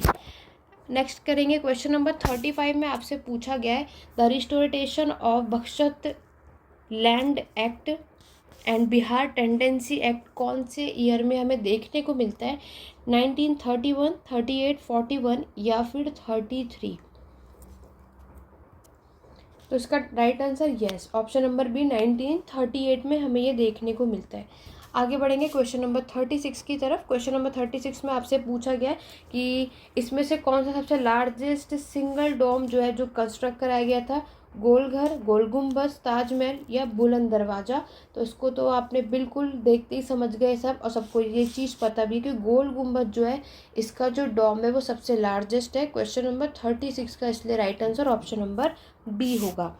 क्वेश्चन नंबर 37 की तरफ बढ़ते हैं और यहाँ पर आपको अगेन कुछ टर्म्स दे रखे और वो टर्म्स में आपको उसका मतलब बताना है कि किसका क्या मतलब होता है। ठीक है, चलिए स्टार्ट करते हैं। तो आपके पास पहला दिया है डेंड्रोक्रोनोलॉजी, पैलियोओंथोलॉजी, एथनोग्राफी और पैलियोग्राफी। ग्राफिक का मतलब राइटिंग होता है, ये चीज़ भी आपको अच्छे खासे तरीके से सभी को पता है। ठीक है, तो यहाँ पर अगर हम डेंड्रोक्रोनोलॉजी की बात करें तो ये वो होती है जहाँ पर आपको डेड ऑर्गेनिज्म मिलते हैं। तो फर्स्ट का फर्स्ट ही होगा, तो जहाँ कहीं भी फर्स्ट का फर्स्ट मेंशन है अपने ऑप्शन में चेकआउट करो और देखो। तो ये हमें या तो फर्स्ट होगा या तो 4 आपके 37 का राइट आंसर होने वाला है। एक सेकेंड, दोबारा से करते हैं, थोड़ा सा हमने यहाँ मिस्टेक कर दिया है। डेंड्रोक्रोनोलॉजी का मतलब होता है ट्री रिंग डेटिंग। ठीक है, इसको करेक्ट करेंगे। तो फर्स्ट का ऑप्शन बी है, तो यहाँ पर हमें क्या समझ आ रहा है, फर्स्ट का बी हमारे पास ऑप्शन सेकंड में या तो ऑप्शन 4 में। इट मीन्स 37 का राइट आंसर या तो बी होगा या तो डी होगा। ठीक है, नेक्स्ट अगर हम बात करते हैं पैलियोओंथोलॉजी, तो पैलियोओंथोलॉजी की अगर हम बात करते हैं तो इसका राइट आंसर आपको हमें देखने को मिलता है, ये होता है आपका रिमेन्स ऑफ डेड ऑर्गेनिज्म, यानी बी का होगा फर्स्ट। इट मीन्स सिंपल सी बात है, इस क्वेश्चन का राइट आंसर ऑप्शन बी होगा। ठीक है, और यहाँ पर एंथ्रोग्राफी का मतलब होता है study of living culture and communities. Paleography है आपका study of ancient writing. Paleo मतलब सभी को पता है पुराना, है ना। एंशिएंट राइटिंग अभी मैंने आपको मेंशन नहीं किया है, तो इस तरीके से हम इसको कर सकते हैं। Question number 37 option B correct है। जितने भी स्टूडेंट ऑप्शन बी लगा कर आए आप सभी का सही है। अगेन आपसे क्रोनोलॉजिकल ऑर्डर में क्वेश्चन पूछा है, मुगल से क्वेश्चन आए। चलिए बात करते हैं और यहाँ के क्रॉनिकल से रिलेटेड देखते हैं कौन सी बात सही है कौन सी नहीं। और आपको याद रखना क्रोनोलॉजिकल ऑर्डर में इसको अरेंज करना है। सबसे पहले Babur memoir translation into Persian as Baburnama, या फिर गुलबदन बेगम ने अपनी हुमायूंनामा लिखनी शुरू कर दी थी। लाहौरी ने compose the first 2 drafter of the Badshahnama, और Jahangir wrote his memorial Jahangirnama. आपको इसको अरेंज करना और बताना है कौन सी चीज़ पहले हुई थी कौन सी चीज़ बाद में हुई थी, इसके अकॉर्डिंगली हमें इसको देखना है। ठीक है, चलिए बताइए आपके अकॉर्डिंगली। क्वेश्चन नंबर 38 सभी को मैं यहाँ पर टाइम दे रही हूँ, आप इसको अरेंज कर सकते हैं कि क्वेश्चन नंबर 38 में कि कौन सी चीज़ पहले हुई थी कौन सी चीज़ आपकी बाद में हुई थी। देखो बाबर की मेमोरियल पर्शियन जो इन्होंने ट्रांसलेट किया था बाबरनामा, तो टाइम पीरियड याद रखना 1589 है। ठीक है, गुलबदन बेगम ने हुमायूंनामा जब आपकी लिखी थी इसका टाइम पीरियड 1522 माना जाता है। 23 इसका पूरा टाइम पीरियड जो उन्हें लिखने में लगा। उसके बाद अगर हम बात करते हैं आपको देखने को मिलेगा बादशाहनामा के लाहौरी ने जो कंपोज किया था इसका टाइम पीरियड 27 से 47 का माना जाता है, और जहांगीरनामा 1863 में आपको देखने को मिलता है। अब बात आती है इसको अरेंज करने की, तो इसके अकॉर्डिंगली अगर आप अरेंज करोगे तो इस क्वेश्चन का राइट आंसर होगा आपका ऑप्शन नंबर सी। ठीक है, तो यहाँ पर जितने भी लोगों ने क्वेश्चन नंबर 38 का सी लगाया आप सभी सही हैं। आगे बढ़ेंगे क्वेश्चन नंबर 39 की तरफ और बात करेंगे द कैपिटल ऑफ गुज्जर प्रतिहार। गुज्जर प्रतिहार की राजधानी क्या है, उज्जैन, कन्नौज, मान्याखेत या फिर तनेश्वर। तो गुज्जर प्रतिहार की कैपिटल की अगर हम बात करें तो राइट आंसर आपका ऑप्शन बी कन्नौज है। लेकिन मुझे पता है कि आप में से कई ऐसे हैं इसमें यहाँ पर आपको डाउट है, तो लेट्स सी आंसर की में क्या था, क्योंकि गुज्जर प्रतिहार की जो कैपिटल है वो क्योंकि पहली हमें उज्जैन ही देखने को मिलती है। बट राइट नाउ क्योंकि यहाँ पर क्वेश्चन में डिटेल में मेंशन नहीं है, बाकी आप चेक कर सकते हैं कि यहाँ पर आपके आंसर की में क्या चीज़ आएगी। अदरवाइज हम क्वेश्चन नंबर 39 का right answer option number B लेकर ही चलेंगे। गुज्जर प्रतिहार की जो राजधानी है वो क्या मानी जाती है, कन्नौज। हमने ट्रिपाडाइट स्ट्रगल ऑलरेडी पढ़ा है, तो जब तक उन्होंने कन्नौज को कैप्चर नहीं किया था तो उससे पहले उनकी राजधानी उज्जैन हमें देखने को मिलती है। तो इसीलिए यहाँ पर थोड़ी सी शायद अगर यहाँ पर कोशिश है कि शायद उज्जैन माना जा सकता है, या फिर इसमें आप सभी को मार्क्स सबको मिल सकते हैं।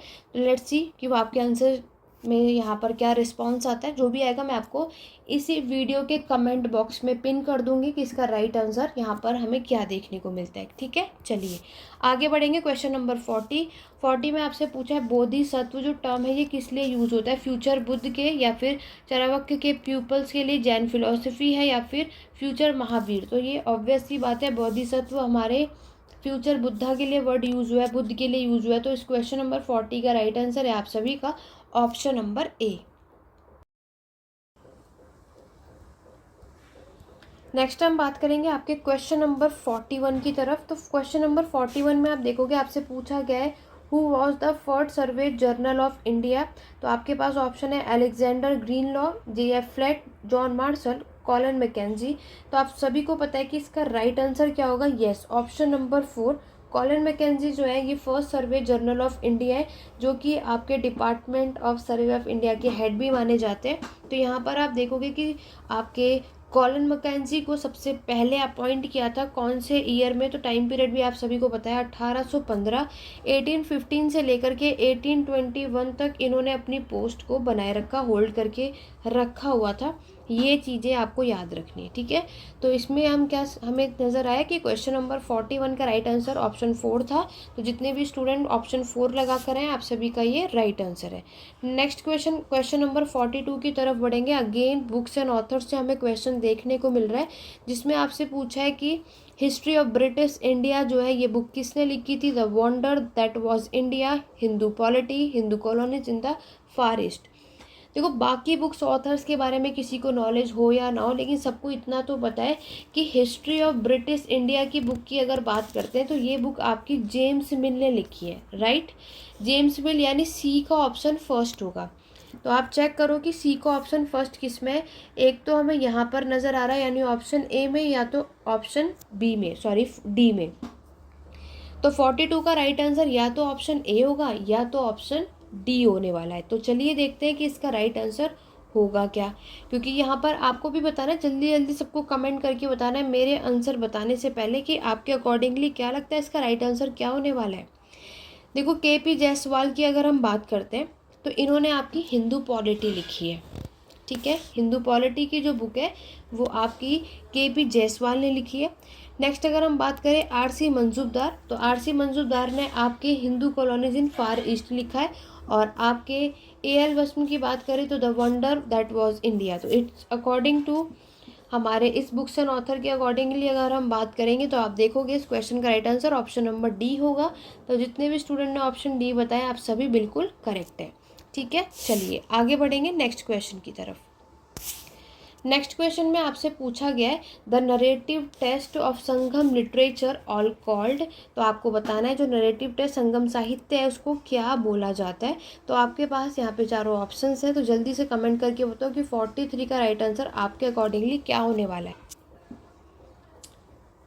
तो देखो इसका राइट आंसर ऑप्शन बी होगा, ठीक है। तो संगम लिटरेचर आप रफली आप देखोगे इसको दो पार्ट में डिवाइड किया गया है, ये आप सभी को पता है। तो एक आप देखते हैं नरेटिव और दूसरा जो होता है वो होता है आपका डिक्टेटिव, ठीक है। जो नरेटिव टेस्ट होता है, जो नरेटिव टेस्ट आपको यहाँ पे नज़र आ रहा है उसे हम मेलकांदू को बोलते हैं। मतलब इसमें आप देखोगे कम से कम कितने मेजर वर्क होते हैं, 18 मेजर वर्क, इसे नोट कर लो, ठीक है।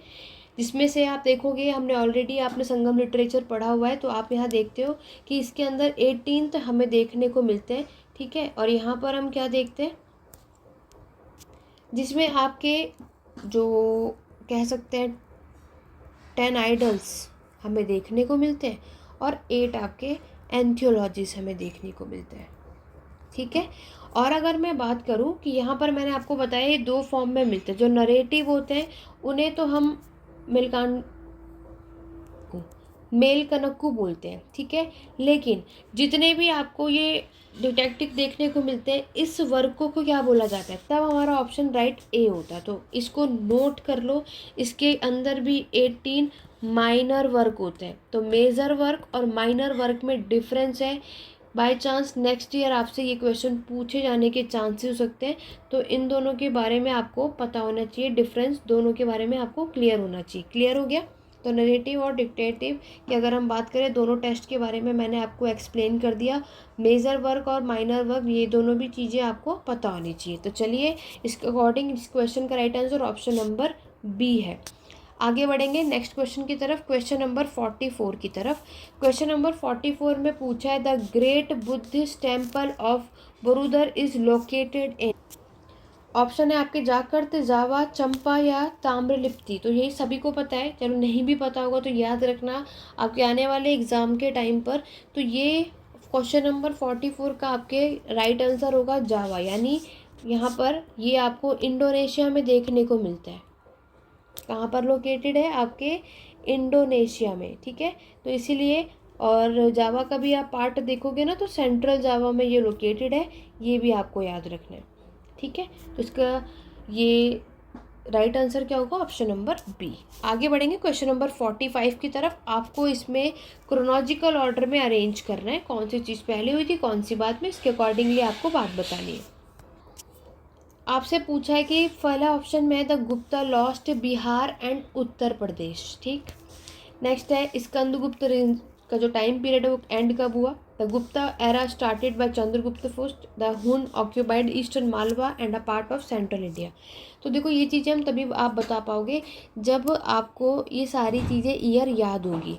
तो देखो, अगर हम वो बात करेंगे तो आप देखोगे गुप्ता ने अपने जो बिहार और उत्तर प्रदेश है इसको लॉस्ट कब खोया था? 1589 का टाइम पीरियड माना जाता है। स्कंदगुप्त पीरियड का जो टाइम है, इनका लास्ट टाइम माना जाता है 1523, 52 से 23 माना जाता है। गुप्ता पीरियड आप सभी को पता है कि इसकी शुरुआत कब हुई थी? 1627 में, ठीक है। और आप हुन ने ईस्टर्न मालवा और सेंट्रल इंडिया, मतलब आपके ईस्टर्न मालवा को ऑक्यूपाई करके सेंट्रल इंडिया का पार्ट बनाया था, तो वो समय था 1863। तो इस अकॉर्डिंगली आप देखोगे इसका राइट आंसर क्या होगा क्वेश्चन नंबर 45 का? ऑप्शन नंबर सी, ठीक है। तो थर्ड ऑप्शन इसका करेक्ट है, अगर आप इसको क्रोनोलॉजिकल ऑर्डर में लगाएंगे तो आपको एक चीज़ समझ आ रही है कि नेक्स्ट ईयर भी अगर आप एग्ज़ाम की प्रिपरेशन करेंगे तो आपको किस तरीके से सारी चीज़ें डिटेल में पता होनी चाहिए कि कौन सी चीज़ कब हुई थी, ठीक है। जितने भी स्टूडेंट ने पेड क्लासेस लिया था, आपको मैंने ऑलरेडी कई बार एक चीज़ बताई थी कि यह कौन से रूलर ने अपने साम्राज्य का विस्तार कब कहाँ किया था, किस टेरिटरी को कॉन्कर किया था। तो ये सारी चीज़ें हमें पता होनी चाहिए। हमें अपने एम्पायर के फाउंडर, राष्ट्र रूलर तक की सारी चीज़ें हमें पता होनी चाहिए, तभी हम इन क्वेश्चंस को सॉल्व कर सकते हैं, ठीक है। चलिए आगे बढ़ेंगे क्वेश्चन नंबर 46 की तरफ। क्वेश्चन नंबर 46 बहुत सिंपल और इजी क्वेश्चन है, जिसमें आपसे पूछा है विक्रमशिला यूनिवर्सिटी को स्टैब्लिश किसने किया था? Kumaragupta, Rudradaman, Dharmapala, Gopala first. Question number 46 की बात हो रही है, इजी क्वेश्चन है। आशा करती हूँ कि इस क्वेश्चन का आंसर किसी ने भी गलत नहीं दिया होगा। यस, तो यहाँ पर अगर हम बात करें, विक्रमशिला यूनिवर्सिटी को स्टैब्लिश करने वाले पर्सन का नाम है धर्मपाल, यानी इस क्वेश्चन का right answer option number third है। इन्होंने इसको स्टैब्लिश किया था आपके 783 में, और ठीक है, ये पूरा इनका टाइम पीरियड है, ईस्वी का टाइम पीरियड है, तो तब आप देखोगे, ठीक है। तो याद रखना कि आगे भी, क्योंकि ये कुछ ऐसे क्वेश्चंस हैं जो बार बार रिपीट होते हैं, कई बार आ भी चुके हैं। और धर्मपाल आपको पता है पाल डायनेस्टी के रूलर हैं, और ये इनका कम्प्लीटली टाइम पीरियड है। और विक्रमशिला, सबसे पहली चीज़ हमें यहाँ पर देखने को मिलती है कि इन्होंने इसको स्टैब्लिश किया था अपने टाइम पर। क्लियर हो गया? तो क्वेश्चन नंबर 46 का right answer option number third है। जितने भी स्टूडेंट थर्ड लगा कर आए, बहुत ही अच्छी बात है। बढ़ेंगे क्वेश्चन नंबर 47 की तरफ। ये क्वेश्चन आपके कॉन्स्टिट्यूशन असेंबली के ऊपर है, डिबेट और framing of constitution of India and identify the correct statement. तो कॉन्स्टिट्यूशन असेंबली से रिगार्डिंग जो डिबेट हुई थी, उसमें जो फ्रेम हमारे जो संविधान बनने वाला था, उससे रिलेटेड हमें कुछ स्टेटमेंट दे रखे हैं, हमें बताना है कौन सी बात सही है कौन सी नहीं। पहला ऑप्शन है the constitution of India was finalised by the constitution assembly on December 26, 1949। Next, the draft constitution provided for two lists of subject union and state. B.R. Ambedkar wanted a strong central government, much stronger than the center created under the Government of India Act 1935. Next, a reallocation of power and right of the state were defined by K. Santhanam from Madras. तो आपको बताना है इसमें से कौन सा option आपके accordingly correct होगा। देखो, अगर हम आपके फर्स्ट ऑप्शन की बात करेंगे तो आप लोगों को यहाँ पे नज़र आ रहा है कि इन्होंने आपके इस कॉन्स्टिट्यूशन को फाइनली कब किया था, तो ये 26 दिसंबर 1949 का टाइम पीरियड नहीं था। इसका टाइम पीरियड माना जाता है 24 जनवरी 1950। ठीक है, तो कॉन्स्टिट्यूशन आपके यहाँ पर तब साइन हुआ था और जिसमें ये डिसाइड हुआ था कि इसके अंदर टोटल 395 आर्टिकल्स होंगे। ठीक है, टोटल हमारे उस टाइम पर 8 शेड्यूल्स हमें यहाँ पर देखने को मिलते हैं और 22 पार्ट्स में आपको ये देखने को मिलता है। और अगर मैं उसके बाद आप देखोगे कि आपका 26 जनवरी की बात है 1950 की बात आप देखोगे कि कॉन्स्टिट्यूशन केम इनटू फोर्स, तो दैट्स वाई ऑप्शन ए तो आपका रॉन्ग है। इस अकॉर्डिंगली आप देखेंगे ऑप्शन ए नहीं होगा और बी भी नहीं होगा। अब देखते हैं कि या तो सी होगा या तो डी होगा। इन दोनों ही ऑप्शन में एक चीज़ कॉमन है, वो है ऑप्शन सी, तो इट मीन्स ऑप्शन सी आपका करेक्ट है। ऑप्शन सी में आपको दे रखा है कि B R Ambedkar wanted a strong central government much stronger than the center created under the government of India act 1935। बिल्कुल ये बात तो सही है। ठीक है, अब देखते हैं कि ऑप्शन बी क्या कहते हैं। यहाँ पर आपके ड्राफ्ट कमीशन बनाया गया, तो ये आपको पता है तब इन्होंने 2 लिस्ट नहीं दी थी, तब ये आपकी इन्होंने टोटल 3 दी थी। 3 लिस्ट ऑफ सब्जेक्ट हमें देखने को मिलता है, यूनियन, स्टेट और नेक्स्ट होता है आपका कॉन्करेंट। ये सभी को पता होगा इसके बारे में अच्छे खासे तरीके से, तो इसीलिए आपके इस क्वेश्चन में ऑप्शन बी भी रॉन्ग होता है। तो ये तो आपने देख लिया कि ऑप्शन ए हमारा बाहर हो चुका था और उसके बाद अभी हमने देखा कि बी भी गलत है। दैट्स वाई आपके क्वेश्चन नंबर 47 का राइट आंसर होगा ऑप्शन नंबर डी। यानी आपके पास ऑप्शन सी और डी का जो स्टेटमेंट है वो बिल्कुल करेक्ट है। ठीक है, तो जितने भी स्टूडेंट ने क्वेश्चन 47 का डी लगाया है वो बिल्कुल सही है। आगे बढ़ेंगे, नेक्स्ट हम बात करेंगे आपके बाय द दुरंत एग्रीमेंट हुआ था, तो ये याद रखना, ये एक यहाँ पर फर्स्ट टाइम ये क्वेश्चन आपकी CUET में हमें देखने को मिला है। तो दुरंत एग्रीमेंट की बात करें 1893 में इसको यहाँ पर ये एग्रीमेंट आपको देखने को मिलता है। तो टाइम पीरियड याद रखना, क्या पता नेक्स्ट ईयर जो एग्ज़ाम हो तब आपसे इसका टाइम पीरियड पूछ लिया जाए। 1893 में the Aamir of Afghanistan agreed, तो यहाँ पर एक इस चीज़ के लिए हुआ था, ये आपको बताना है। Not to interfere into the affair of साइबर Afridis the Waziris and the tribe inhabiting स्वास्थ्य वजापुर और वजूर दिर, ये सारी बातें। To formally protect Gilgit, to extend support to Chitral या to grant free passage through Bori and Zhob valley. तो इसका राइट आंसर देखो 48 का ऑप्शन नंबर ए है। तो 48 का right answer option number A है। इसके बारे में इसके पूरी कोशिश रहेगी कि मैं अपने चैनल पे इस दुरंत एग्रीमेंट से रिलेटेड लेकर आऊँ, ताकि जितने भी स्टूडेंट ने इसके बारे में नहीं पढ़ा है तो इस बार नेक्स्ट ईयर की एग्ज़ाम के प्रिपरेशन के लिए एक चीज़ है कि अब हम, क्योंकि हमारी कोशिश क्या है कि यहाँ पर ये अभी तक हम अपने क्लासेस में भी सब कुछ पढ़ते हैं, ठीक है, लेकिन अब हम ये देखेंगे कि इन्होंने जो भी नए नए टॉपिक्स ऐड करेंगे तो हमारी कोशिश रहेगी कि वो भी हम अपने सिलेबस में ऐड करते जाएँ और इस तरीके की चीज़ों को पढ़ लें। क्योंकि अगर तुरंत एग्रीमेंट आए तो नेक्स्ट ईयर भी इससे रिलेटेड कोई ना कोई स्टेटमेंट आने के चांसेस, अगर अगले साल नहीं है तो उसके आगे भी मिल सकता है। तो इस टॉपिक की नॉलेज हमें होनी चाहिए। ठीक है, चलिए आगे बढ़ेंगे क्वेश्चन नंबर 49 की तरफ। क्वेश्चन नंबर 49 पूछा गया, Burton Stein describe the society of early medieval south India as nomadic pastoral society, peasant society, Brahmin merchant alliance society और आपके क्राफ्ट बेस्ड अर्बन वेलंगवेगी सोसाइटी। तो यहाँ पर बर्टन स्टेन ने यहाँ पर अर्ली मेडिएवल की बात करें तो इन्होंने इसको डिस्क्राइब किया था एज अ पीजेंट सोसाइटी। ठीक है, किसान समाज में किया था। तो right answer option number B है, बात तो बिल्कुल सही है। ठीक है, क्वेश्चन नंबर 50 की तरफ बढ़ेंगे। क्वेश्चन नंबर 50 में आपको रणजीत सिंह के लाइफ के अकॉर्डिंगली कुछ चीज़ें दे रखी है और आपको इन्हें क्रोनोलॉजिकल ऑर्डर में लगाना है।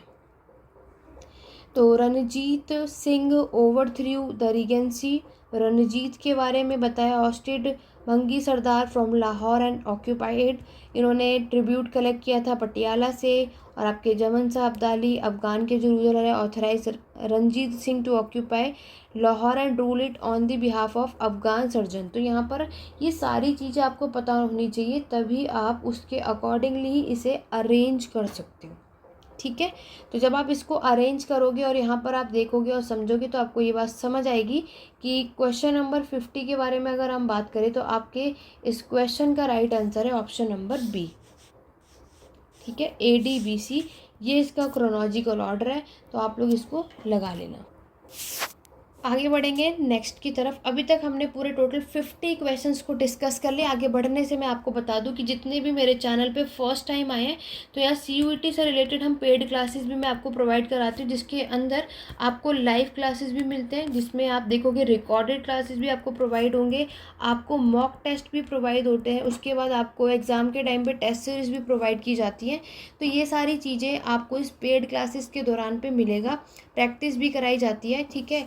और यहाँ पर अगर मैं बात करूँ तो आपके इस पूरे 75 क्वेश्चंस में से अगर हम देखते हैं तो पेड क्लासेस लेने के बाद मैंने पूरी चीज़ें आपकी एनालाइज़ की। ऐसा नहीं है कि मैं अपने अकॉर्डिंगली कुछ भी बता रही हूँ। तो यहाँ पर मैं आगे आपको मेरे टेलीग्राम चैनल का लिंक नीचे डिस्क्रिप्शन बॉक्स में उसे ज्वाइन कर लेना, क्योंकि मैं आपको आगे वहाँ पे आपके हमारे जो पेड क्लासेस में जो मैंने चीज़ें कराई हैं और यहाँ पर जो क्वेश्चन पेपर में हमें जो चीज़ें नज़र आ रही हैं वो सब कुछ क्वेश्चंस मैं आपको शेयर करूँगी। तो अप्रॉक्सली 55 प्लस क्वेश्चंस आपको इस पेड क्लासेस के थ्रू देखने को मिलते हैं। तो अगर आप में से नेक्स्ट ईयर के लिए 2025 के लिए स्टूडेंट कोई भी इंटरेस्टेड होगा तो इससे रिगार्डिंग आप व्हाट्सअप नंबर है 8882196980, यहाँ पर आप चीज़ें देख सकते हो। यहाँ पर व्हाट्सअप के थ्रू कॉल नहीं करना है, इनरोलमेंट करा सकते हैं। नया बैच अब हम स्टार्ट करेंगे बहुत जल्दी, उसके अपडेट भी आपको मेरे टेलीग्राम चैनल पे मिल जाएगा। उसके लिए मेरे साथ मेरे चैनल पे बने रहिए। चैनल पे फर्स्ट टाइम है, चैनल सब्सक्राइब कर लो, बेल आइकन प्रेस कर लो, ताकि आगे आने वाली वीडियोज़ के नोटिफिकेशन और अपडेट मिलते रहे, और जब भी हमारा नया बैच स्टार्ट हो उससे रिलेटेड भी मैं आपको सारी चीज़ें बता सकूँ, ठीक है। बाकी मैं आपके साथ बहुत जल्दी स्क्रीनशॉट जो पूरा आपका स्क्रीनशॉट है वो शेयर करूँगी, और यहाँ पर आप देखोगे कि इस पेड क्लासेस से हमें 50 to 55 क्वेश्चंस ईजिली से देखने को मिलते हैं, ठीक है। तो चलिए आगे बढ़ते हैं। नेक्स्ट हम बात करेंगे क्वेश्चन नंबर 51, जो कि गवर्नमेंट ऑफ इंडियन एक्ट 1935 से रिलेटेड दे रखा है। तो ये एक्ट भी हमने बहुत अच्छे खासे तरीके से पढ़ा भी है। देखो यहाँ पर अगर हम बात करें तो इस वाले क्वेश्चन से रिगार्डिंग बहुत सारे स्टूडेंट को डाउट है और इन्हें लगता है कि यहाँ कुछ तो गलती है ही, सही है। चलो उसको ध्यान से समझना। पहला ऑप्शन में बोला गया है the discussion of the round table conference lead to the passing of this act. Next है the Congress did not take part in all the round table conference. It provided dyarchy in province. It provided for setting up the federation of India. देखो अगर हम government of Indian act की 35 की बात करें तो आप देखोगे कि ऑप्शन डी तो हमारा सही है। इस एक्ट के थ्रू फेडरेशन ऑफ इंडिया को सेटअप किया गया था। इट मीन्स इस क्वेश्चन का आंसर ऑप्शन डी तो है, यानी ऑप्शन ये और ये बाहर हो जाता है। नेक्स्ट अगर हम बात करें, अब या तो बी सही है या तो सी सही है, ठीक है। यहाँ पर आपसे बोला गया कि कांग्रेस ने आपके सारे राउंड टेबल कॉन्फ्रेंस को पार्टिसिपेट नहीं किया था, ऐसा यहाँ पर बोला जा रहा है, ठीक है। तो इसमें डाउट है, क्योंकि डाउट क्या है, क्योंकि आपको पता है फर्स्ट राउंड टेबल कॉन्फ्रेंस और थर्ड राउंड टेबल जो कॉन्फ्रेंस हुआ था उसमें कांग्रेस का पार्टिसिपेशन नहीं था, but second round table conference में गांधी जी का पार्टिसिपेशन हमें मिला था, अगर आप सभी ने इसको पढ़ा है तो, ठीक है। अदरवाइज इसमें अभी भी डाउट है, तो मेरे अकॉर्डिंगली तो ऑप्शन बी भी यहाँ पर क्या है कि सही नहीं है, क्योंकि यहाँ पर इन्होंने बोला है कि कांग्रेस ने किसी भी राउंड टेबल कांग्रेस में पार्टिसिपेट नहीं किया। ये बात तो सही है ही नहीं, क्योंकि उन्होंने पार्टिसिपेट तो किया ही था, ठीक है। बट हम कह भी सकते हैं कि ये हो भी सकता है, ठीक है, बी राइट आंसर हो भी सकता है, तो इसको लेके थोड़ी प्रॉब्लम है। देखो मैं ऐसा क्यों कह रही हूँ, लेकिन अगर आप देखोगे सी ऑप्शन की मैं बात करूँ तो गवर्नमेंट ऑफ इंडियन एक्ट 1935 ने आपके डेयरकी जो है वो ज़रूर प्रोवाइड किया था, बट प्रोविंस लेवल पे नहीं करके सेंट्रल पे किया था। तो सी तो हमारा हो ही नहीं सकता, ठीक है, ए और सी तो बाहर हो गया। तो इसके अकॉर्डिंगली फिर मैं आपको ऑप्शन डी करूँगी। बाकी जब कभी भी इसके आंसर आएगा तो उसका क्वेश्चन नंबर 51 का जो भी आंसर होगा उसके रिस्पांस मैं आपको नीचे कमेंट बॉक्स में करके पिन कर दूँगी। अदरवाइज़ आप में से जब भी यहाँ पर आंसर शीट यहाँ पर रिस्पांस आएगा ना, जो भी एनटीए की तरफ से इसका रिस्पांस होगा तो यहाँ पर आपको देखने को मिल जाएगा, ठीक है। वरना आप सभी भी कर सकते हैं, लेकिन मेरी कोशिश पूरी रहेगी कि यहाँ पर अभी एक ये क्वेश्चन और एक ऊपर भी एक क्वेश्चन हमें देखने को मिले जिसमें डाउट है। तो यहाँ पर एनटीए जब आपकी आंसर शीट को यहाँ पर डायरेक्टली जो प्रॉपर रिजल्ट लेकर आएंगे तो उसके अकॉर्डिंगली। अदरवाइज अभी हम सभी क्वेश्चन नंबर 51 का डी ऑप्शन लेकर चल रहे हैं, तो इस क्वेश्चन का राइट आंसर ऑप्शन डी है, ठीक है, चलिए आगे बढ़ेंगे क्वेश्चन नंबर 52 की तरफ। क्वेश्चन नंबर 52 में आपसे कुछ थ्योरी दे रखी है और ये थ्योरी कौन लेकर आया उसके बारे में बात की गई है। पहला ऑप्शन है ट्रिग्नोमेट्री, पाई और decimal value, rules governing Sanskrit, astronomical thought in आपके बृहत संहिता, एल्जेब्रा और क्वाड्रेटिक फॉर्मूला।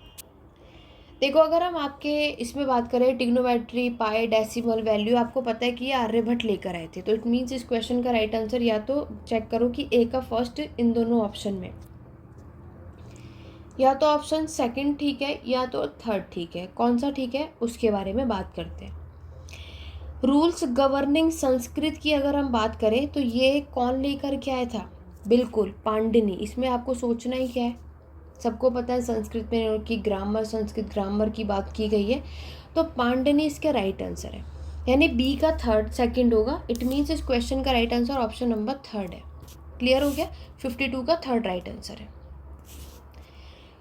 सॉरी 52 का। 53 क्वेश्चन में पूछा है by which act civil servant for India were henceforth to be recruited through an examination open to all natural born subject of her majesty, Charter Act 1853, Charter Act 1833, Regulating Act या फिर आपका government of Indian act 1919। तो याद रखना ये आपके कौन से एक्ट के थ्रू हुआ था, जो मैंने आपको ऑलरेडी बताया था, तो वो है आपका चार्टर एक्ट 1853। तो क्वेश्चन नंबर 53 का राइट आंसर होगा आपका ऑप्शन नंबर ए। आगे बढ़ेंगे नेक्स्ट क्वेश्चन की तरफ, बात करेंगे क्वेश्चन नंबर 54, जिसमें आपसे पूछा गया है Sarla Devi Chaudhary was associated with the, तो आपको बताना है कि ये कौन सी देश सेविका संघ, राष्ट्रीय स्त्री संघ, भारत स्त्री महामंडल या फिर आपके भंजिका नारी समाज। तो किस क्या चीज़ इन्होंने स्टार्ट किया था वो आपको बताना है। यस, तो अगर हम 54 क्वेश्चन की बात करें तो आपके इसका राइट आंसर क्या है? भारत स्त्री महामंडल। ठीक है, 54 का right answer option number B होगा, क्योंकि यहाँ पर इन्होंने वुमेन ऑर्गेनाइजेशन से पहला फर्स्ट नेशनल लेवल इन्होंने स्टार्ट किया था। और बात किया जाए तो ऐसा कहा जाता है कि इनका जो बॉर्न का टाइमिंग है सितंबर में हुआ था, 1872 का टाइम पीरियड है, कोलकाता में हुआ था। ये चीज़ भी याद रखना, प्रीवियसली कलकत्ता डिस्ट्रिक्ट में आपको ये चीज़ देखने को मिलती है। ठीक है, बंगाली वर्जन में है ऑब्वियसली, इसमें तो कोई डाउट है नहीं। तो 54 का right answer option number B है। जितने भी स्टूडेंट ने बी लगाया बिल्कुल करेक्ट है। आगे बात करेंगे, आपको क्रोनोलॉजिकल ऑर्डर में अगेन लगाना है। Prithviraj Chauhan ascend the throne, death of Mahmud in Ghazni, death of Alha and Udal and Vigraharaj captured Delhi from Tomar. तो क्वेश्चन नंबर 55 की अगर हम बात करेंगे तो पृथ्वीराज चौहान ने आपके राजगद्दी पर बैठे महमूद गजनवी की डेथ कब हुई, और ये सारी कहानी आपको देखनी है। जब आप इसको क्रोनोलॉजिकल ऑर्डर में लगाएंगे तो आप देखेंगे कि हमें देखने को मिलता है कि सबसे पहले महमूद गजनवी की डेथ हुई थी। ठीक है, उसके बाद आप देखोगे कि भृगराज ने दिल्ली कैप्चर कर लिया था तोमर से। क्लियर हो गया? उसके बाद हुआ था पृथ्वीराज चौहान आपके राजगद्दी पर बैठे थे, और फिर हमें देखने को मिलता है कि आपके उदल की डेथ हो गई थी। इस अकॉर्डिंगली क्वेश्चन नंबर 55 का right answer option number B होगा। ठीक है, चलिए आगे बढ़ेंगे क्वेश्चन नंबर 56 की तरफ। Question number 56 again chronological order है, तो ध्यान से सारी चीज़ें इन्होंने एक साथ ही पूछी है। ठीक है, तो यहाँ पर अगर हम बात करते हैं, आपके रन मर्डर हुआ था पुणे में, और मदन लाल ने इन्हें शूट कर दिया गया था। ये सारी बॉम्ब कब फेंका गया था, और ये इसको आपको क्रोनोलॉजिकल ऑर्डर में लगाना है। क्वेश्चन नंबर 56 की हम यहाँ पे बात कर रहे हैं। तो जब आप देखोगे कि ये चीज़ें हुई थी, तो पूना का ये जो मर्डर देखेंगे तो इसका टाइम था आपका 1897।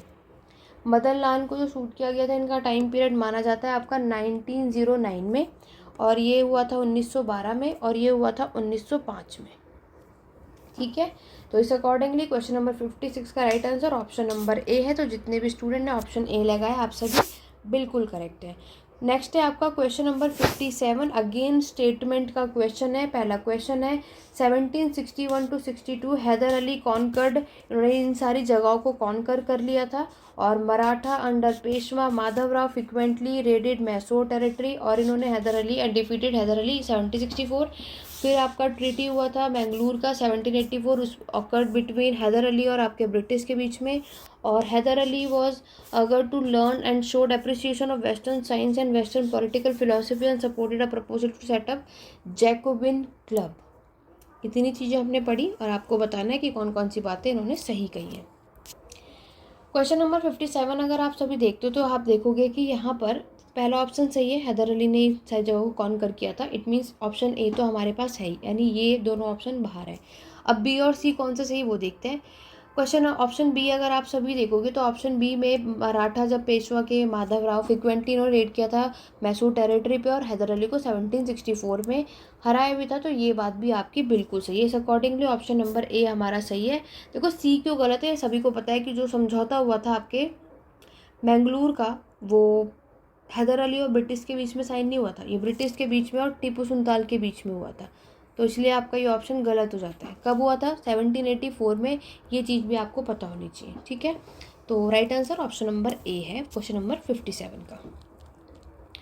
क्वेश्चन नंबर 58 बहुत सिंपल इजी सा क्वेश्चन है। लिटिल बॉय और फैट मैन ये क्या है दोनों, ये एक एआई रिसर्च का कोड नेम है, न्यूक्लियर बॉम्ब है, सुपर कंप्यूटर है, डिजिटल सॉफ्टवेयर है, तो ऑब्वियस है हिस्ट्री पढ़ रहे हैं तो ये सारी चीज़ें तो नहीं मिलेंगी। ये है आपका न्यूक्लियर बॉम्ब।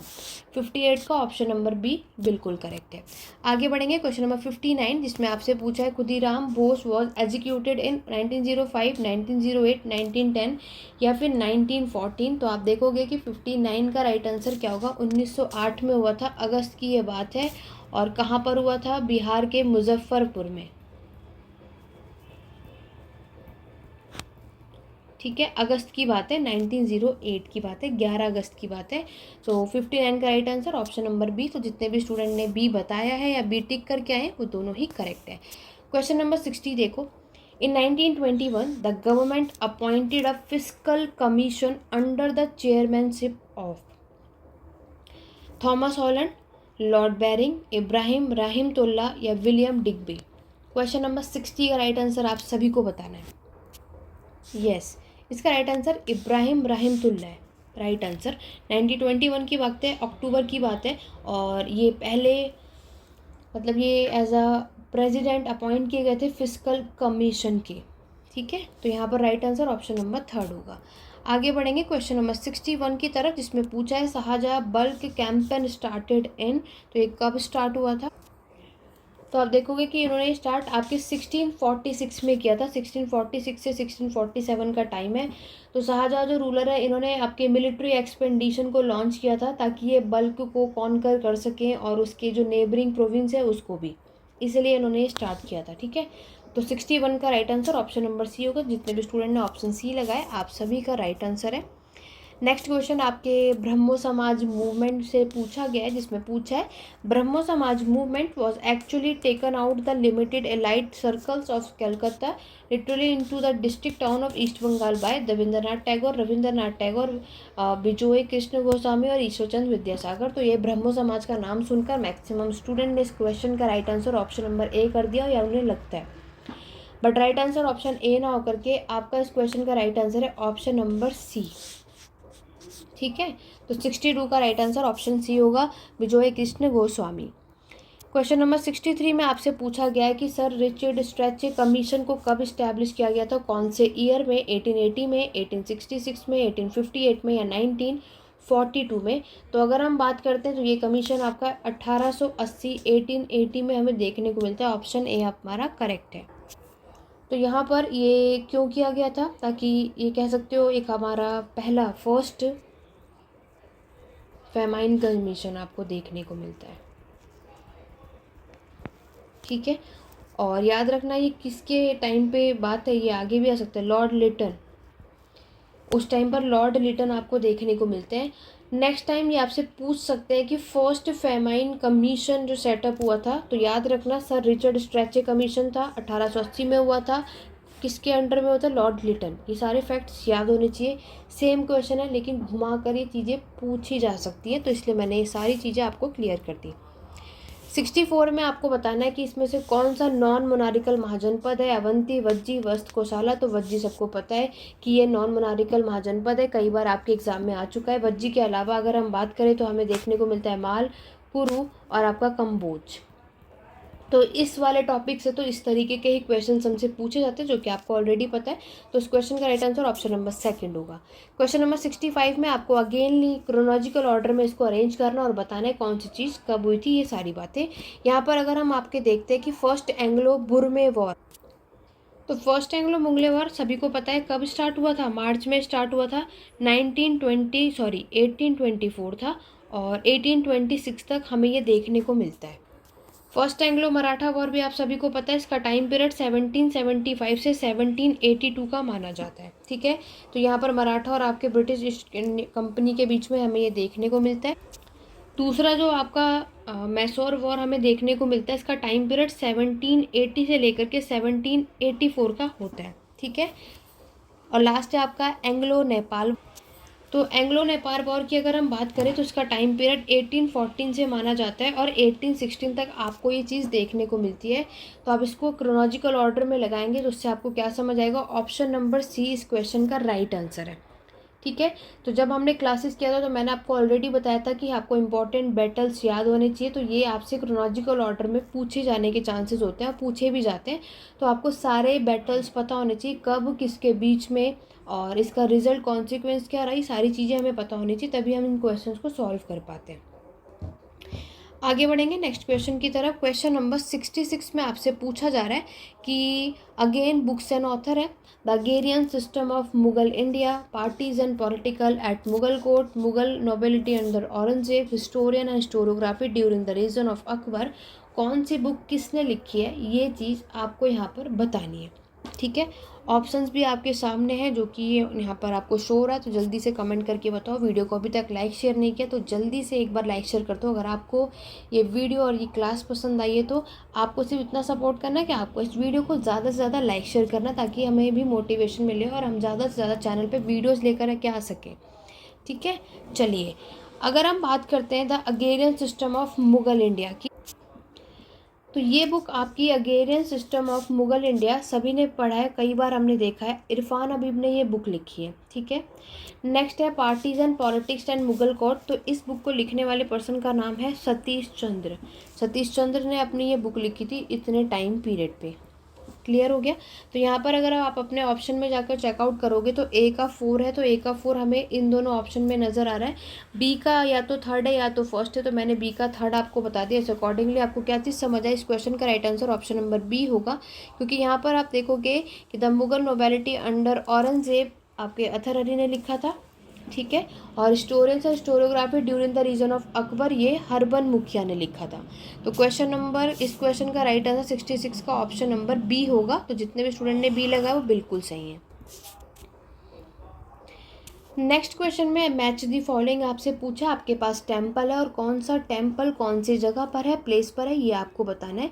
केंद्रीय Mahadev temple, Lingaraj temple, Buddhist temple और सुचिंद्राम धर्मजोई टेम्पल, ये आपको बताना है। केंद्रीय महादेव टेम्पल की अगर हम बात करें तो आपको देखने को मिलता है ये टेम्पल आपके खुजरू में। ठीक है, सभी को पता है ऑलरेडी। उसके बाद अगर हम आपकी बात करते हैं कि लिंगराज टेम्पल हमें कहाँ पे, भुवनेश्वर में देखने को मिलता है, और बुद्धिस्ट टेम्पल की आपके बौद्ध गया में, तो उसमें तो कोई डाउट है नहीं। इस अकॉर्डिंगली इस क्वेश्चन का right answer option number D होगा, यानी 4 होगा। तो जितने भी स्टूडेंट ने 67 का डी लगाया वो बिल्कुल करेक्ट है। नेक्स्ट क्वेश्चन आपको बताना है which Mahayana text gives a flowery narrative of the life of Gautam Buddha. Milinda Panho, आपके हरिवंशपूर्ण, ललिता विस्तार और आपके त्रिशास तिलखन, ये आपको बताना है।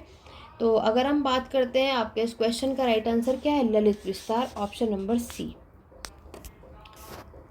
नेक्स्ट क्वेश्चन है क्वेश्चन नंबर 69 में पूछा Samudragupta battle axe type coins the king is describe as wielding the axe of Aditya, Parashuram और आपके शिवा और कितांत यानी यम। तो इसका right answer option number B होगा। ठीक है, यहाँ पर आपका क्या होगा, कृतांत परशु। कृतांत परशु इस ऑप्शन 69 का राइट आंसर है। कुछ स्टूडेंट ने इसका आंसर यम भी बताया, बट इसे करेक्ट कर लो। ठीक है, ये ऑप्शन बी आपका सही है। क्वेश्चन नंबर 70 में आपसे पूछा गया है अकबर और पोर्चुगीज़ के बीच में रिलेशनशिप कैसा था, उससे रिगार्डिंग आपको कुछ स्टेटमेंट दे रखे हैं और आपको बताना है कौन सी बात ठीक है और कौन सी नहीं।